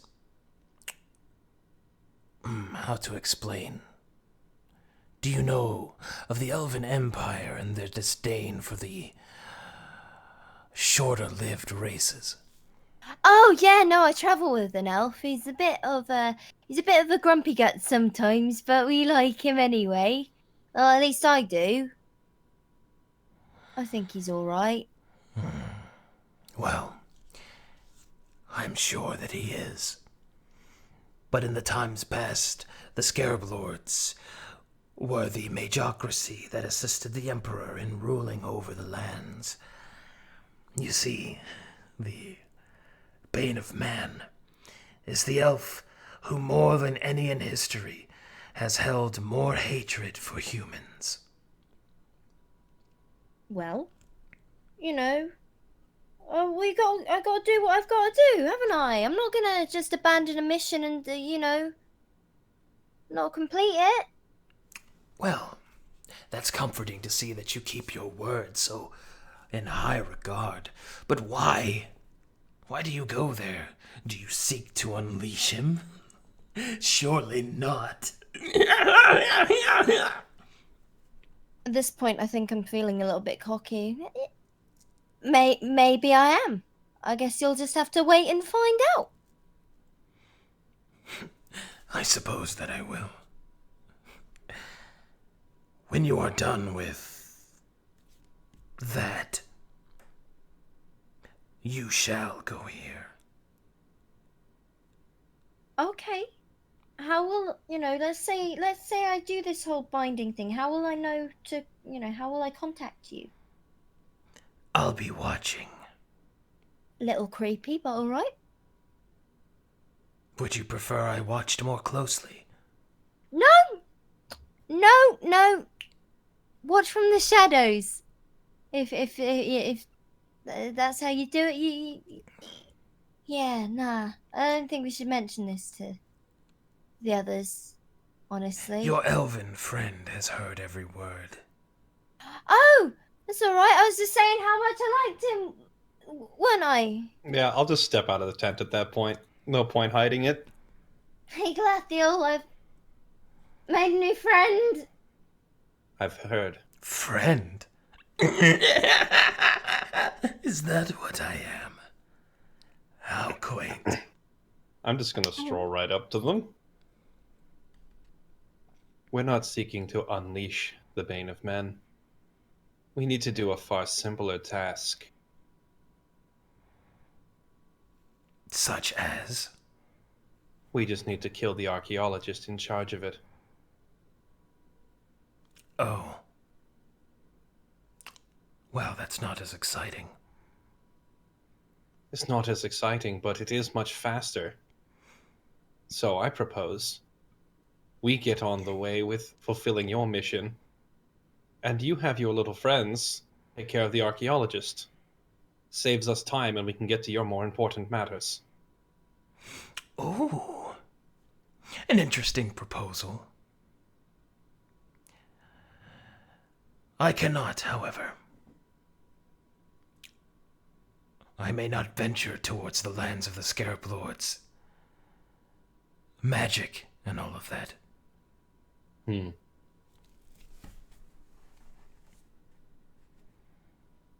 Well, looks like we'll have to do our own dirty work first then. Indeed, and I'm interested to see on whether or not you survive the defenses. How much defenses could there possibly be of an archaeological dig in the middle of the desert? He leans back, floating in midair, with his hands behind his head, I suppose you'll have to find out. and he'll just fly into the sky.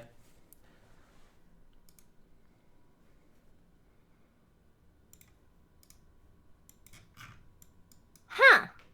Well, I'm going back to sleep. Wait, what? Just I'm going back to sleep. Galil just strolls back over to the tent and goes back into his trance. Stay on watch. He'll poke his head back out of the tent. Don't let anything else sneak up on us. And then go back to his tent. Just sat there with bloodied hands.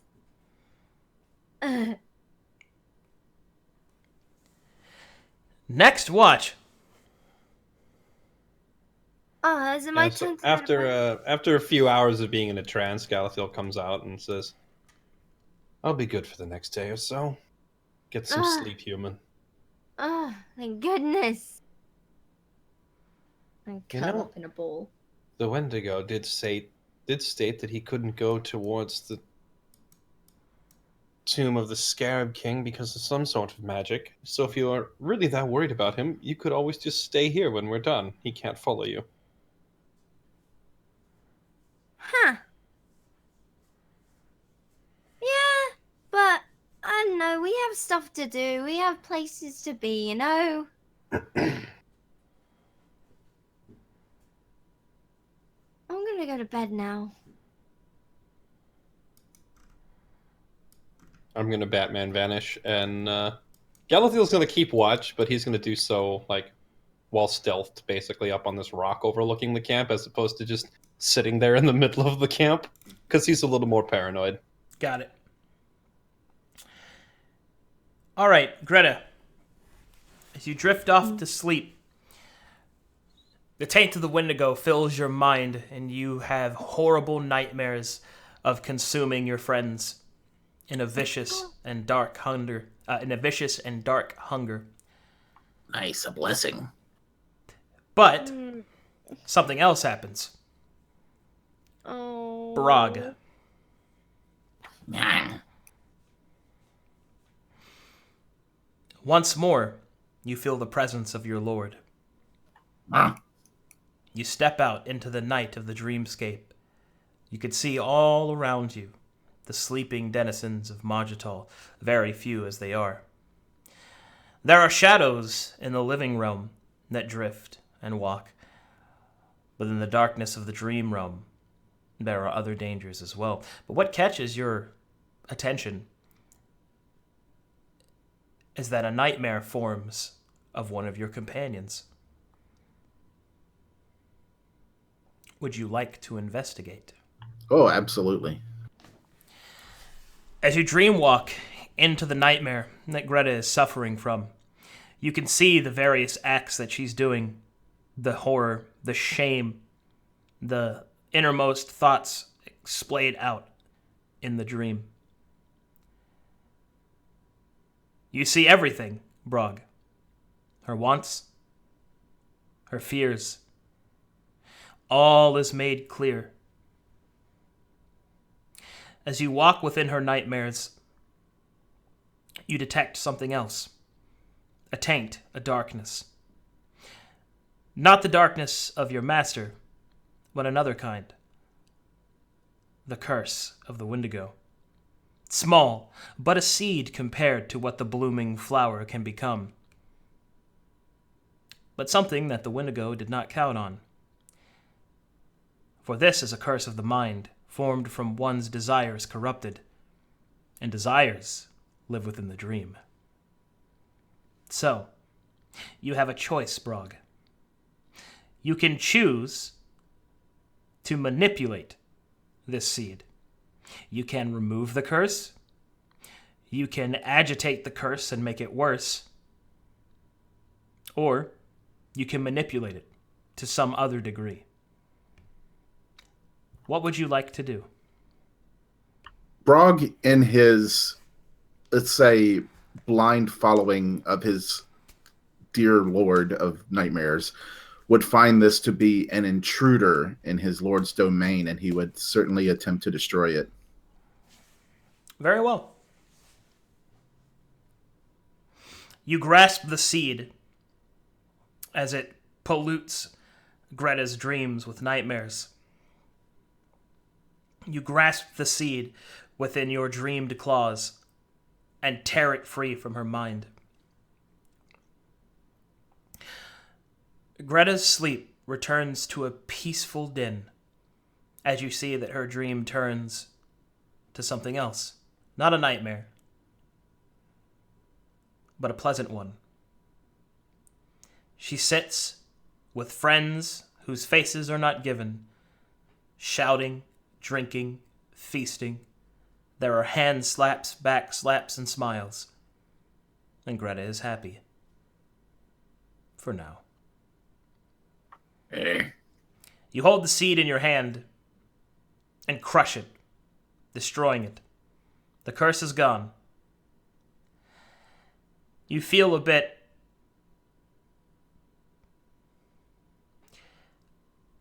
perhaps unsettled, as what you have done does fall within the tenets. You have removed an intruder within your lord's domain, but you have prevented a nightmare.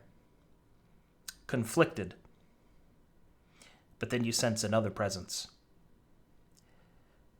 For what you have done has attracted not just the attentions of your lord, but another lord of dreams. You sense the presence of Own.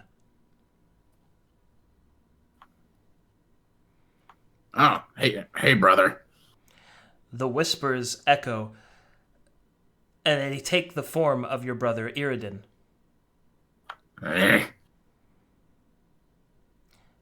Why have you done this, Brog? Does your lord not seek nightmares? I don't. My lord does not seek. Yes, he seeks nightmares, and why would he allow others to take those nightmares from him, away from his domain? They're invading. Is it not your lord's place to cause suffering? You have provided relief. Why? Would you? I don't know if you could identify this, but if you wished to have a man's head on your pike, would you be comfortable with his head on another kingdom's pike? You want that head. That's your head. Your head to take.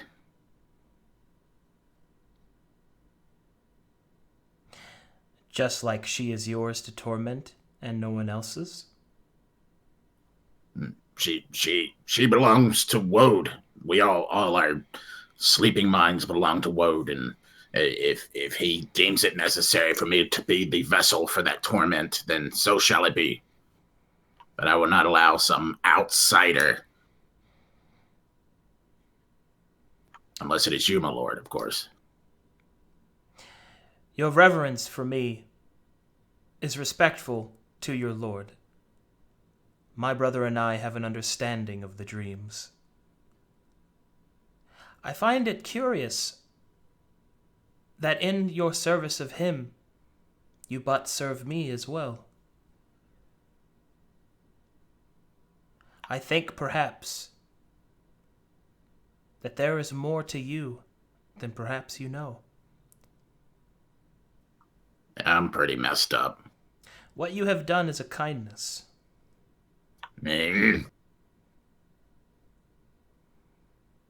Sleep now. And this time, dream something nice. I don't want to. Eat your peas. No, I don't. I want bugs. Okay, you go back to sleep. Fucking own. Eat your good dreams. I don't want them. They're boring. All right. And so it is. Do you just do the rest of the watch, Galathiel? Yep, he'll stay there till the others wake up. All right. It is now morning, and everyone awakens from their camps, or their tents. Excuse me. Greta, you feel like a burden has been lifted.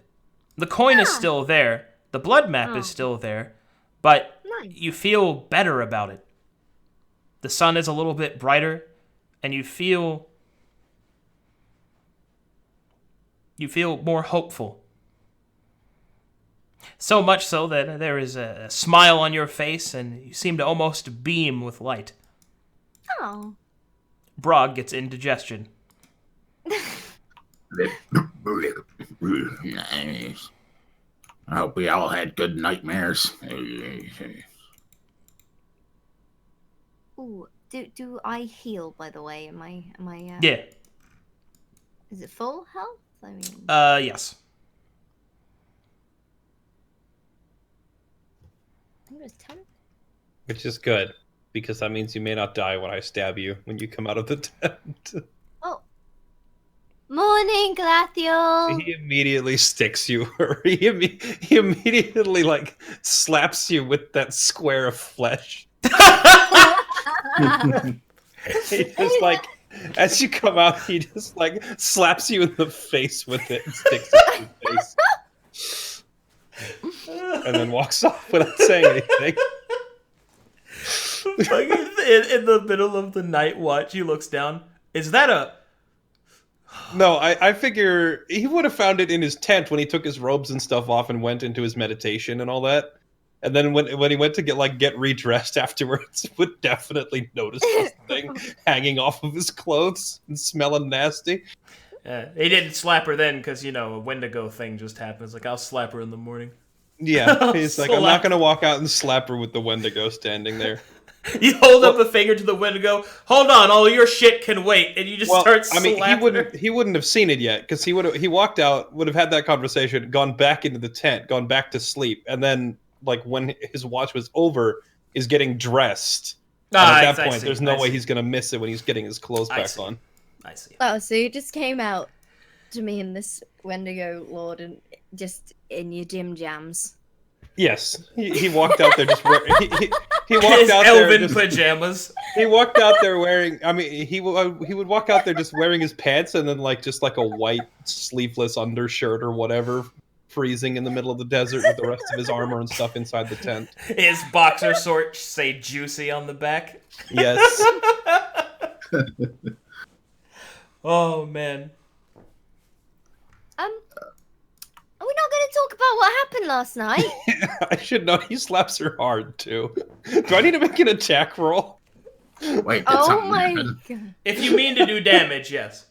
Oh, and he doesn't mean to do damage. It's more Okay, like then don't. Because she just woke up, she's happy, and slept. That's yeah, kinda she just out of walks nowhere. out and He slaps the just right smile off across my the face. face.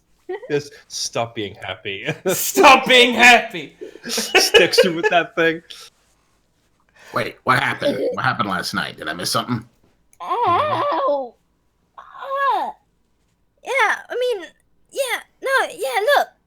I put my bloodied map hand out. Oh, what? How did that happen? Did you walk into a map patch? I don't know. No, I was watching and you know, it was nothing. Just this Wendigo Lord kind of fella came out of the darkness, threatened to kill you, and Glathiel actually, and then said that I was oh goodness, what's the name of the coin again? Narok? Now I have a look. coin. Nawok? Now look. Nawak. I have a fancy coin in my hand. I'm like, I don't know if I'm the chosen one or something, but I'm meant to free their binds, and I know they might be our allies if I do it, and if I don't, they're gonna kill you. Oh, that's So what I- that was. Yeah. Oh, okay. I got you. Yeah. All right. Yeah, I took it out of you. Bye. Oh, huh? Frog's gonna kneel down next to the cactus, Mm-hmm. and he's gonna do his morning prayer. Oh, thank you, Lord of Nightmares, for sending this guardian of the desert to help guide our way and protect us from harm. And your brother, like, was giving me a hard time. Like, I totally respect him. It's cool and everything, but he said I did a good deed. I don't like the sound of that at all. Just keep Your an eye brother's out a for him. dick. Yeah. Brothers, am I right? They're always a hassle, but yeah, just letting you know, Lord, and amen. Brog prayers are the best prayers. Hey, you're doing a good job up there. Yeah. And you look pretty good. Like, your hair is nice today. It's real nice. I can't see it, but I'm pretty sure it's nice. Okay. All right, you guys leave the camp. Yeah, I do. Yep. I after disarming and reclaiming my bear trap. Grab my bear trap, put that in the backpack. Okay, and so we continue on the desert path. Let's see if anything terrible happens. How many days travel is it to the archaeological dig? We forgot to ask. It is 3. Okay. Okay.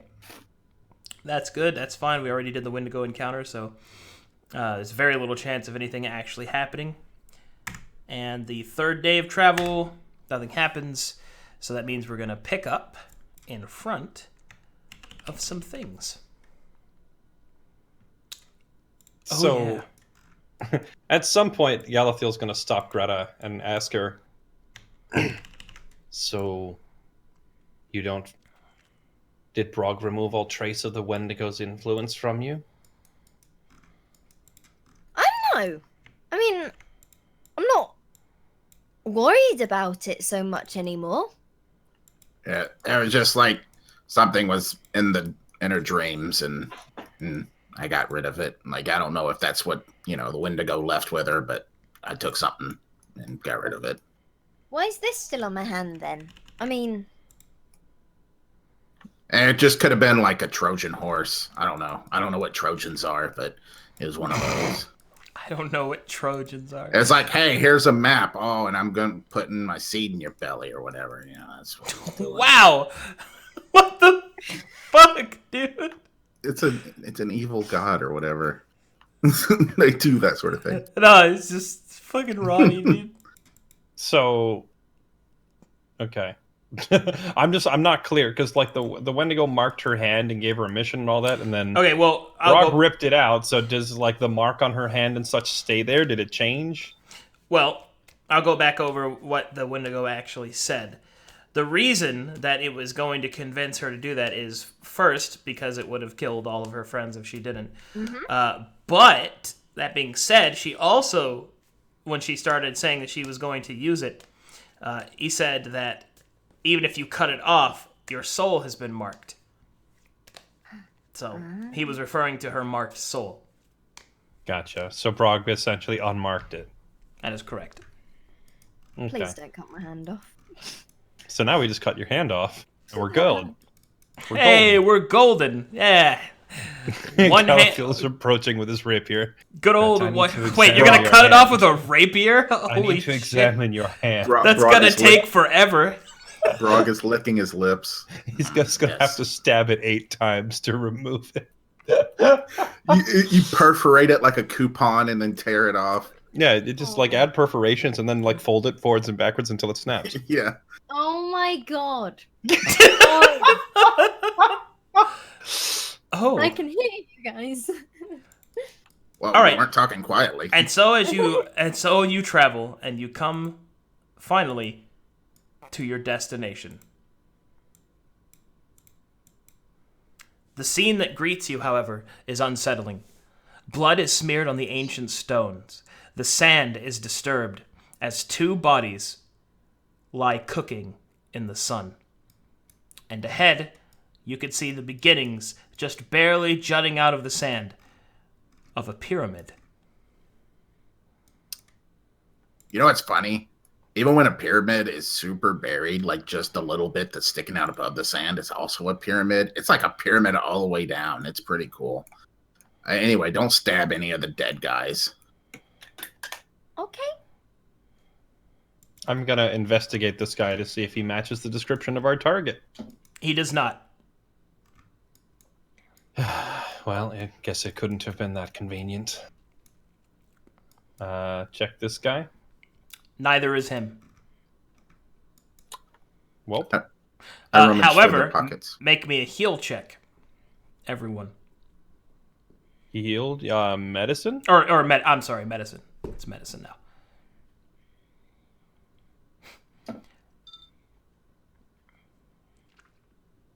$11!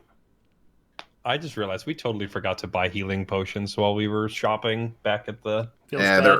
they're super overpriced. That's true. But then again, Arcadum's been like slapping us with so much money in this campaign. Here, have 3,000 gold! Well, you want me to take it back? No, I want to spend it on overpriced stuff. I want to spend it on overpriced potions, of course. All right. With an 11, and I'll give you a bonus because you're an assassin. You can study their wounds, and you're able to determine that they were killed with small stab marks. You would have said fangs at first, but there's something strange about them. They're close together, but it's far more likely to be a small piercing weapon.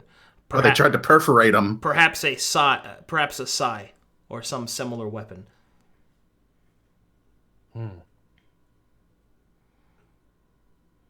How many marks are there? Like, how many times did this guy get stabbed?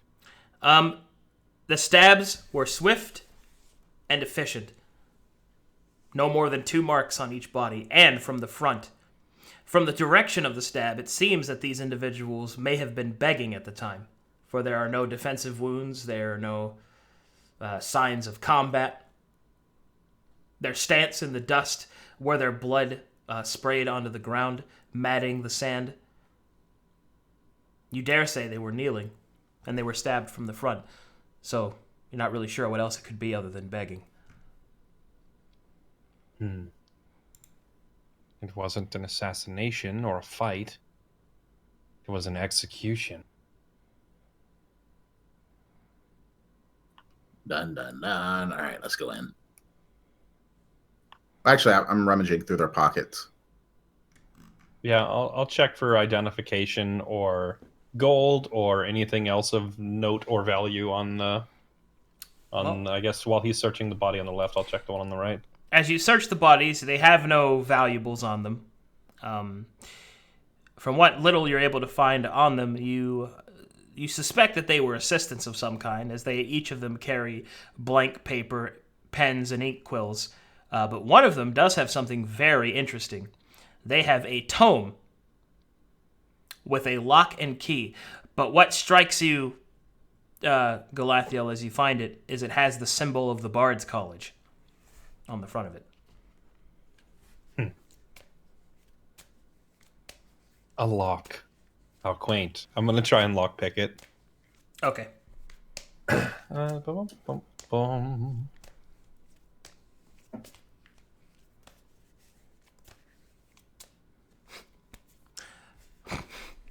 Why do I roll like crap all day? Such a quaint lock. How quaint. And then like 40 minutes later, how quaint! Try again. can't get it open. Lockpick number 2. Oh God. That one. This is Why do you keep just punching the box? Screw it. I'm gonna take my dagger out and lockpick with that. Oh, okay. Hey, that worked. Having had enough of this, just slice the lock off the book entirely. having had enough of this lock shit, you just pop it the old-fashioned way. All right, do you open the tome? Yeah, I guess I'll just go ahead and read it and see if it burns my eyeballs off. As you open it and read it, it doesn't burn your eyeballs off. You recognize it as being written in common, but you also notice that it's written in a strange phonetic cipher, as many of the words are gibberish. As you study the tome more carefully, you're able to determine that whatever this is, it's definitely a record of the actions taken at the archaeological site. That much you can tell.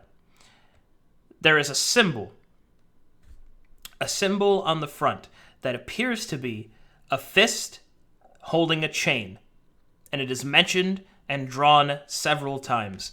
Whatever it is, it's obviously important, and perhaps a focal point of what this dig truly is about. The gibberish, is it written in thieves' cant? It is not. I'll show it to Greta. Does this mean anything to you? Let me have a look. What do I need to roll? You don't need to roll anything, as you are a bard, and although Hello. your training may be not official, you are a bard, and therefore you can read bardic script, Oh, nice. which is precisely what this is. Oh, you can't read this. You can't read it. It has the symbol of the Bard's College on the front, so I would assume this innate nonsense must mean something to you. Yeah, this Can't read it. read it. What an idiot. All right, then pause it. And I guess I can read, right? Yes, you can read. Okay. Just As hopeless as you might be as a bard, you are still a bard. An Okay, illiterate bard would be truly tragic. I know my next character. An illiterate bard that only makes puns. Your musical instrument of choice is pun making. All right, as you start to read through the tome, this is what you're able to uncover, Greta. It seems that Edwin came here not just to uncover the Bane of Man, but rather he is seeking something called the Chain of Tyranny. It is said that whomever wields the Chain of Tyranny can get humans to do whatever it is that they wish. It seems to be some sort of artifact of bygone past. It is believed that Edwin seeks this chain in order to subjugate and rule.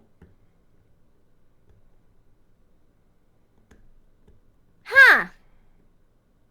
In fact, this particular bard was given a special note from the Bard's College, and officially he is supposed to sabotage this endeavor and slow his progress until the Bard's College can come up with a solution to stop him, other than killing him, because that's not how the Bard's College rolls. Okay. There is a mention that the Bard's College has been seeking outside sources to deal with the problem.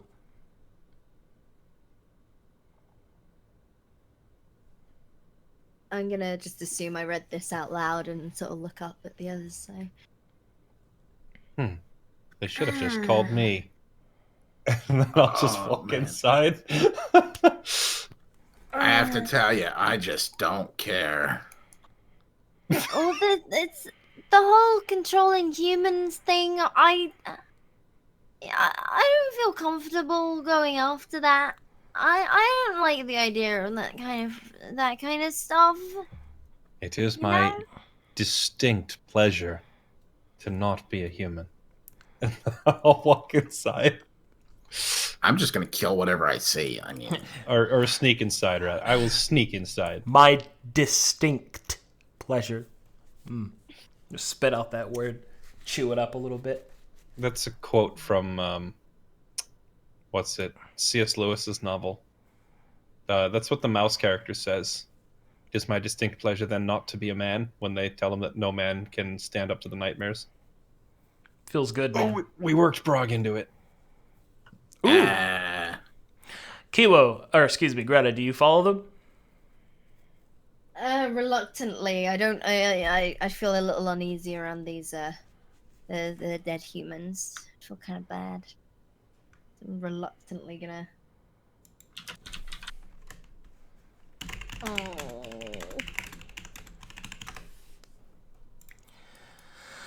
Okay, and so you enter the tomb.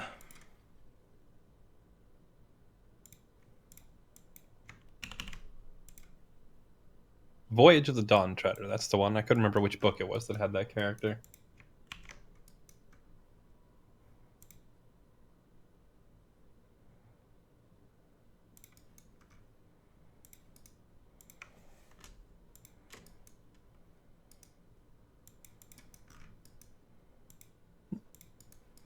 Okay, loading the next map.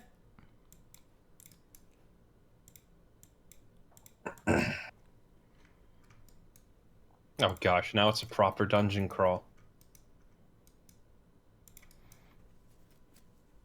Alrighty. And so as you enter through and walk down a stone spiral staircase, you see that the stone staircase continues, but this floor opens up, and you see two sarcophagi in the top right and bottom left corners of the room. What do you Nope. do? Right back onto the staircase. Nope.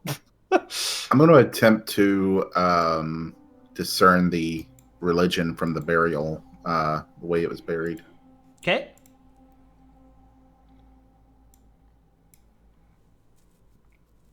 I got a 19 on that. These were buried in the old traditional elven custom. Most likely that whatever body is contained in here would be mummified. However, you do notice that these are not, even though these are sarcophagi, they are not the sarcophagi that contains bodies, but rather the treasures meant to be taken to the next life. Ha! I attempt to open that so hard. Since Galafiel hasn't read it, he's just gonna walk up and...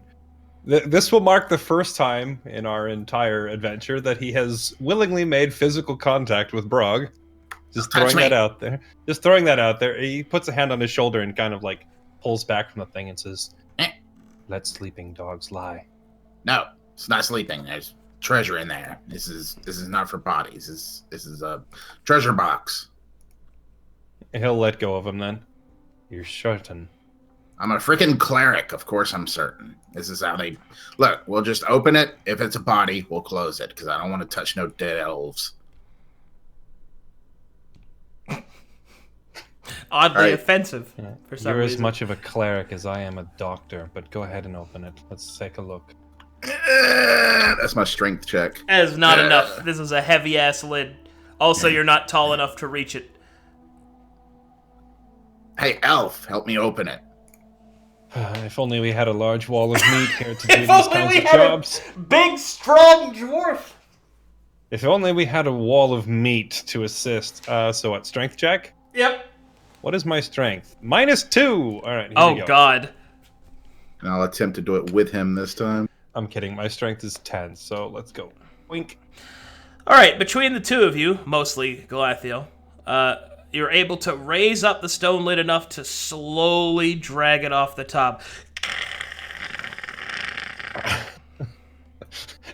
As it makes this loud Yeah, pretty much. grinding Yep. noise and alerts the entire tomb to our presence. Are you saying something, Kilo? Oh no, I was just unmuting at this point. Sorry, I knocked my mic. Why are Sorry. there 2 Gretas down there? She's moving, and she's in mid-movement. All right. You like this? I call this my after image technique. Whoa. San Koku Ken. Sign Coco Cat! Okay. Inside, you see...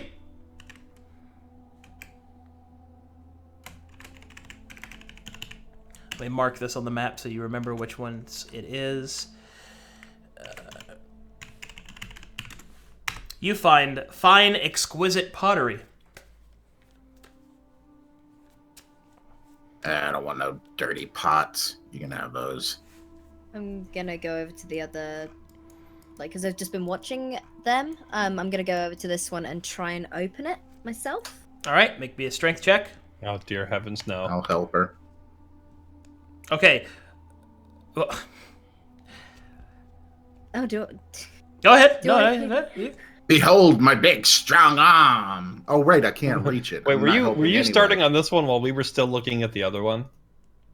No, it's Because right. I about, want to like, see what happens when you roll a 1 on this while we're busy looking at the other one. eh. Greta, you struggle to pick up the stone slab. Brog leaps on top of it and just pushes. I know what he does. He jumps on top, runs to the wall, turns around, and kicks it off slowly. There we go. All right, and Like- inside this one,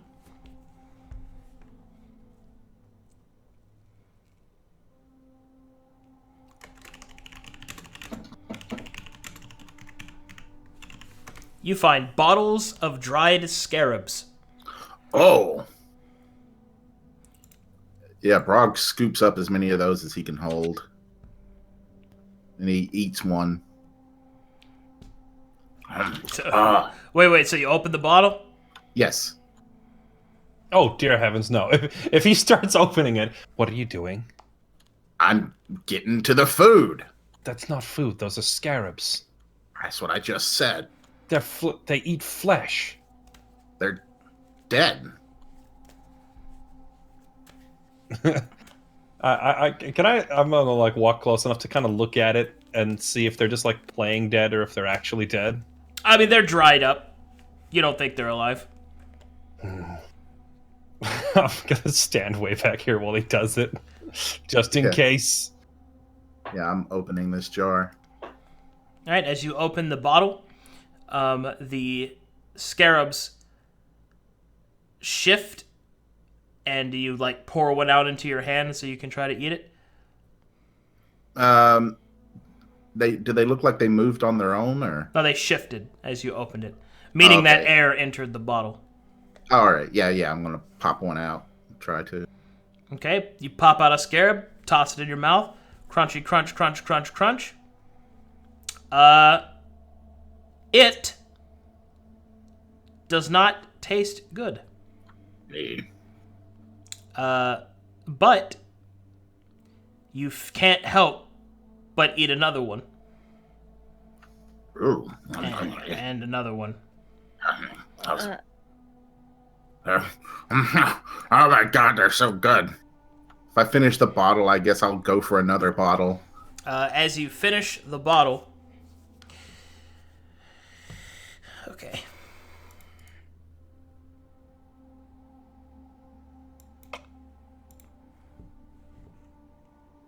You slowly start to horrifically transform. Your body splits down at the center. Hardened chitin legs pop out of your back. Nope. And you finish your transformation into a scarab. Is he a goblin size scarab? No, he is a teensy weensy little scarab. Do I have any ability to communicate? No, you do not. Oh goodness.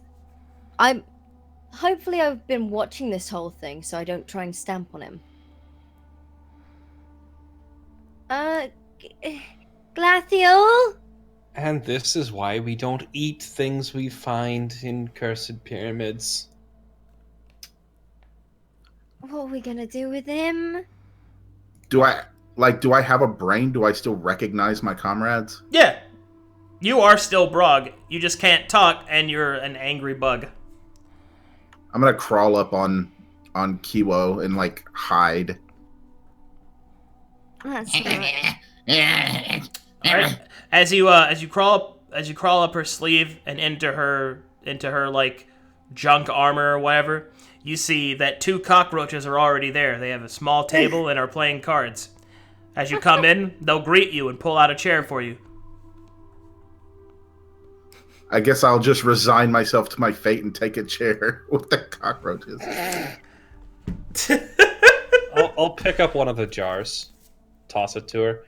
Keep him in that so he doesn't get crushed until we find some way to turn him back. Alright. Most transformation spells are temporary. Actually, come to think of it, I'm pretty sure you can break a basic polymorph just by, stabbing the person. Maybe we should just try crushing him. That might return him to normal. You think? Yeah.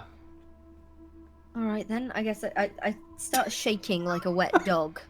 Do I understand what they're saying? Yes. I start running. All right. Well, as she shakes out all of her bugs, unfortunately, the card game is ruined, and you're probably not going to get back your tiny comedy gold.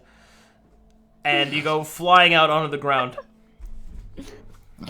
Can I dive after him with like the cup that You may chase after him, yes, but I want to dive like. Okay, hold on. Make a dexterity saving throw, Brog, and Greta make a sleight of hand check.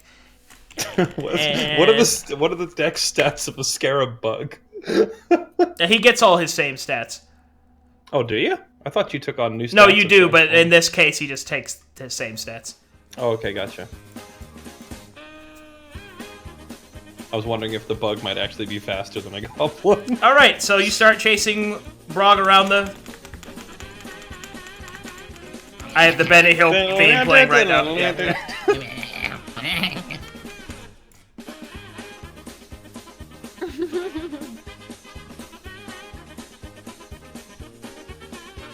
All right, and then finally Brog runs into the corner, and you dive after him, and he turns back into a goblin.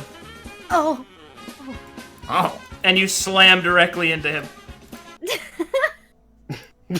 Slap the jar over his head. And the jar shatters on my skull. Sorry.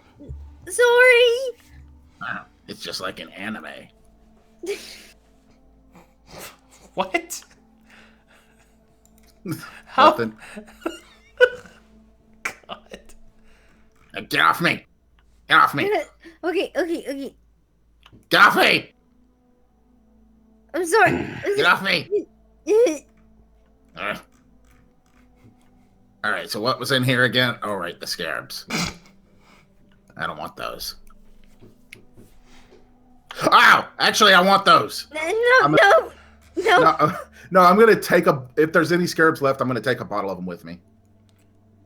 There's lots of them left. I'm gonna take 3 bottles of dried scarabs.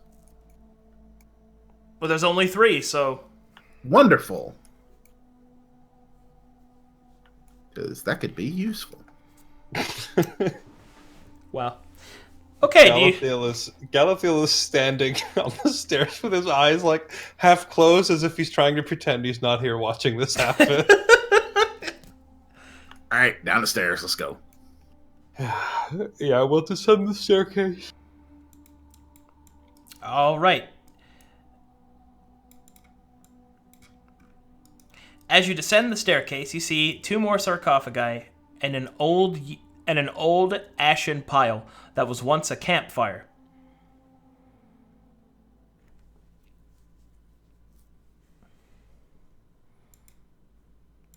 Are these the same kind of sarcophagi as before? Yep, the exact same. Oh, hold on. There's something else in the room that I need to reveal. Let's see here. You see 2 bodies in this room. Lovely. And they each have descriptions that you can click on. Wow, First dude. one, this body, the first one is the one on the top. This body seems to be that of an adventuring wizard. It would seem, however, that his fate was not a pleasant one. He is chopped up into his limbs. In each hand he holds his heart and his liver. His torso is torn, and in it you can see the strangled corpse of a halfling. Wait, it's a halfling inside of a half elf? Yes. So it's 2 bodies. Yes. Upon inspection, it is 2 bodies. What in can I roll investigation to figure out why the heck there's a body inside of a body? No need to roll. That is a really fucked up way to go, and someone was trying to make a point. I know what happened. I think I know what happened. All right. So what I'm guessing is he ate something, which was actually a miniature. If Greta had eaten me as a scarab and I turned back to my size, she would have exploded. Probably that's what happened here. That's my guess. Uh-huh. I find it hard to believe there's anyone else on this planet that would eat dried scarabs. Well, it might be something different in this sarcophagus. Could be like, I don't know, whatever you elves eat, like leaves. It's probably leaves. Yes, we eat leaves. That's definitely Yeah. it. Just open this thing. I jump on top and try and do my thing again. Okay.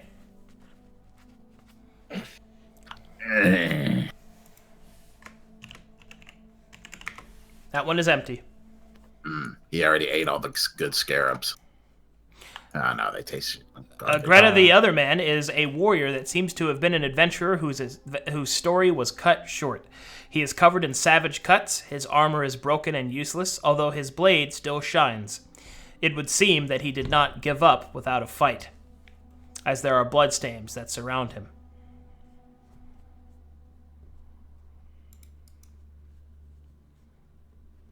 It's just sad, really, isn't it? I mean, grab his sword.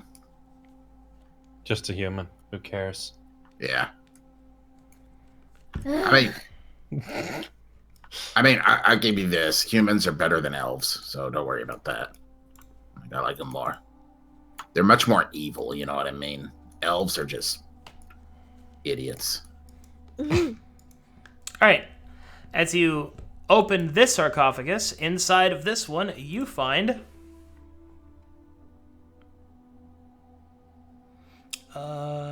where is it?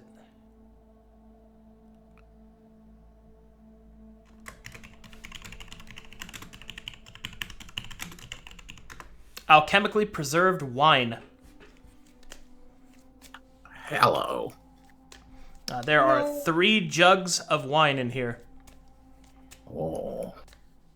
I'll grab 2 of those, and then I'm gonna, even though there's 3 of us, it should clearly be 1 for each of us. I just grabbed 2. And then I'm gonna walk back over to this guy and compare the wine and see if, does it appear that this guy's holding a wine skin or jug similar? No. I guess we'll never know what transformed this one. Hey, Greta. Look, I got the scarabs. You can have that other bottle of wine if you want. I don't actually really drink, though. Oh my god! I'll take it. Bye. I'm not gonna drink it though. Brog. I said my own name wrong. Brog's a little once bitten, twice shy after the scarab incident. Once bitten, twice shy. All right, you descend. I'm going to, oh, go ahead. Well, Galathiel's going to check the sword. The sword is made out of a shining steel, but it is not magical. Was it a long sword? Yes. Bastard sword? It was a long sword. Claymore? It's probably worth a couple gold. I'm gonna hold off on collecting too many trinkets until we're on the way out. Agreed. Okay. As you descend further, into the tomb. In this next room, you see a pile of rubble seems to have collapsed in the top left-hand corner, and the legs of a body can be seen poking out. I don't know if you guys can see it on the map. You should be able to. And you see that there are 2 sarcophagi in this room as well. I'll just start unburying him, just like grabbing one piece of rubble at a time and moving it off to the right. Okay.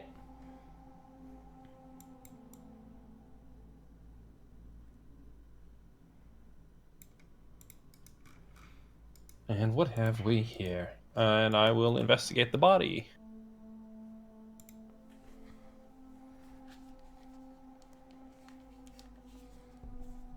Do I need to roll investigation for it, or Roll investigation. I'm looking up what he has also. I have rolled 2 2s and 2 3s today. I hate my life, although I have a +5 to it, so an 8 isn't like catastrophic failure. As you look, It's just like regular failure. as you look closely and study the body, you're able to uncover a few things. First, this particular individual, Is dead. he is very dead. You know you were gonna say it.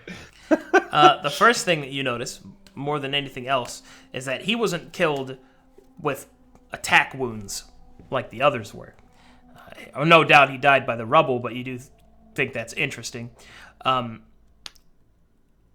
He also does not seem to have been a part of the original companionship, and the reason for that is because his body is much older than the others. He's wearing a different form of garb, and he appears to have been human at some point. So meaning he's probably been down here much longer than the others. Does he have any belongings on him? He does. He has a single belonging, and you see that it is a signet ring. And it is a signet ring of House Sorn. Would I recognize this house?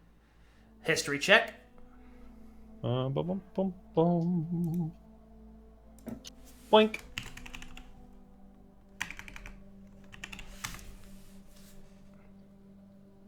A 17. With a 17, this is what you know. It is said that House Sorn, in its golden years, was ruled by a man named the Baron Sorn Shackles, but he was also called the Iron Cleric. This was some 60-ish years or so ago.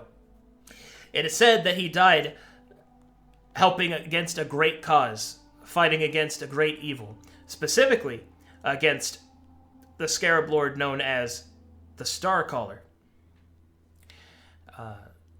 The story of House Sorn is that of ruin from grief. So bad was the grief that his family felt when he passed from the world that the house fell into disarray, and each son of each son have spent their lives trying to find out exactly what happened and to find their grandfather's body. Okay. Can I flip him over and look at his face to see if he's does he still have a face? Somewhat. I don't suppose I would know what this guy looks like. Or the what was the leader of House Sorn's name? He was simply referred to as the Baron Sorn Shackles. Baron Sorn Shackles, I presume. I'll investigate his clothing. Is there any more like markings of his house name on the? How long? Can I determine how long the body's been here? Probably about 30 years. Oh, okay. So it's just a skeleton then. Well, some of the skin was preserved because air was not able to get down here. No doubt because the tomb was sealed.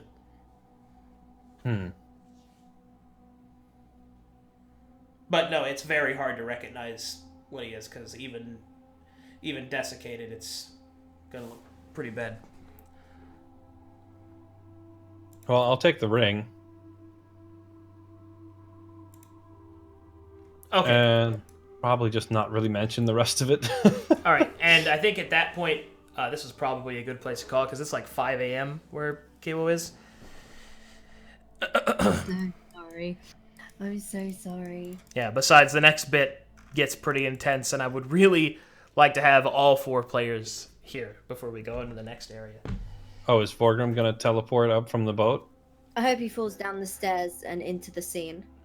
I'll find a way to get him here. It's probably just a. You just Follow- changed the map, sir. Don't think I didn't see that. What? You just changed the map, sir. What do you mean? Nothing. You didn't look ahead, did you? Of course not. That would be tragic if you did. That would make me very disappointed in you, Fairlight, if you did. Dude, when the map started, it was so zoomed out. I could see all the floors. What do you think I'm gonna notice first? Close your eyes. I wasn't able to hide them in time. I forgot to hide them, but it's fine. So we'll stop here and we'll pick up next time. That's pretty. Boo-doo-boo-boo-doo. Hey, I want to thank everybody for showing up to watch today. I want to thank Stir for the host and Fairlight and Kiwo as well. I want to thank each of them individually. Thank you for showing up, Ronnie. Thank you for showing up, Kiwo. Thank you for showing up, Fairlight. Hope you guys had a good time. And as always, if you... Oh, go ahead. Thanks for being our DM. Well, oh gosh, no problem. Oh, Oh, jeez. oh, geez. Oh, I'm glad I could be the... Oh, everybody's participating in my stories. Oh. And if you like what you saw, please remember to follow Fairlight and Kiwo because they are incredibly interesting. More so than me. Feels good, man. Also, read Ronnie's comic. Do it right now. Do it right now. Ignoring Ronnie. Didn't even update today. Fucking shit comic. Alright, I'm gonna go ahead and save here and we'll pick it up next time, everybody. This was a good everyone. session. That was a good time. I agree. I enjoyed it. That was good stuff. I didn't think I'd get to use Benny Hill music. But I did. And that's what's important. Man. Don't forget to Arcadum. sell out. Did you sell out yet? I never know how people feel Are we about still it. live? We are. We are. All right, chat. You start subscribing to this man right now because he's too dumb to sell out on his own. I mean, too noble. Or whatever. I'm Same thing. dumb. Don't call me Right? it. Support his content. Ah! There, I sold out for you. Oh, thank you. No problem. It feels. Subscribe to Arcadum. Do it now, or I'll kill you. What? He's so much better than me. What the fuck, dude? Arcadum is okay. Boom, got him. Yeah, Adam. Oh, someone said first person to say Arcadum is okay gets free sub, so I'm beating him to it, you know? Boom. That's an easy got him. I'm waiting for that free sub now. But I'm already subbed, so you can just send me a 6-inch meatball sub instead. Ooh. I want an actual nuclear submarine. Oh, I should probably go back and actually thank the subs that we had. Let me do that real quick. Meteo, thanks for resubscribing. Enchanted Demon, thanks for the gifted sub. Thavarus, thank you for the sub. And Chicken Roulette, thank you for the sub. Thank you everybody that showed up today. I hope you guys had a good time. I hope you liked what you saw. Be sure to hit me with that follow if you want to see it again. And if you really like it, then please consider subscribing. You get a really cool green frog. Like, look at him. I'm gonna be honest, the only reason I'm subscribed to this channel is for the frog emote. But that in and of itself is worth it. Oh, jeez. I will continue paying $5 a month purely for the right to use this frog emote. Just to use the frog. That was drawn by Stir's wife. Yeah, that was Ashley that did that one. Feels good, man. It was real good. This save? Yeah, this... Oh, hold on. I did not save. Nice try, game. You thought you could trick me. But I'm a clever Carl. Nice try. I'm gonna have to duck out now. 'cause, Okay, go ahead, Kiwo. Oh, thank you again Thank for you, having Kilo. me. It was lovely seeing you all again. I hope you had a lovely New Year, Christmas. She's gone now. We'll never see her again. Gone to nightmares. All right, I'm gonna close off this big fancy stream. Thank you guys so much for watching. Have a fantastic evening. I don't know if I'm gonna be back for a VR stream. I'm pretty tired, but I'll see what I can do. 1170, thank you for the sub. You're the best. Oh, jeez. Oh, jeez, they're closing it down. I'm starting to feel guilty with nothing happening. Oh.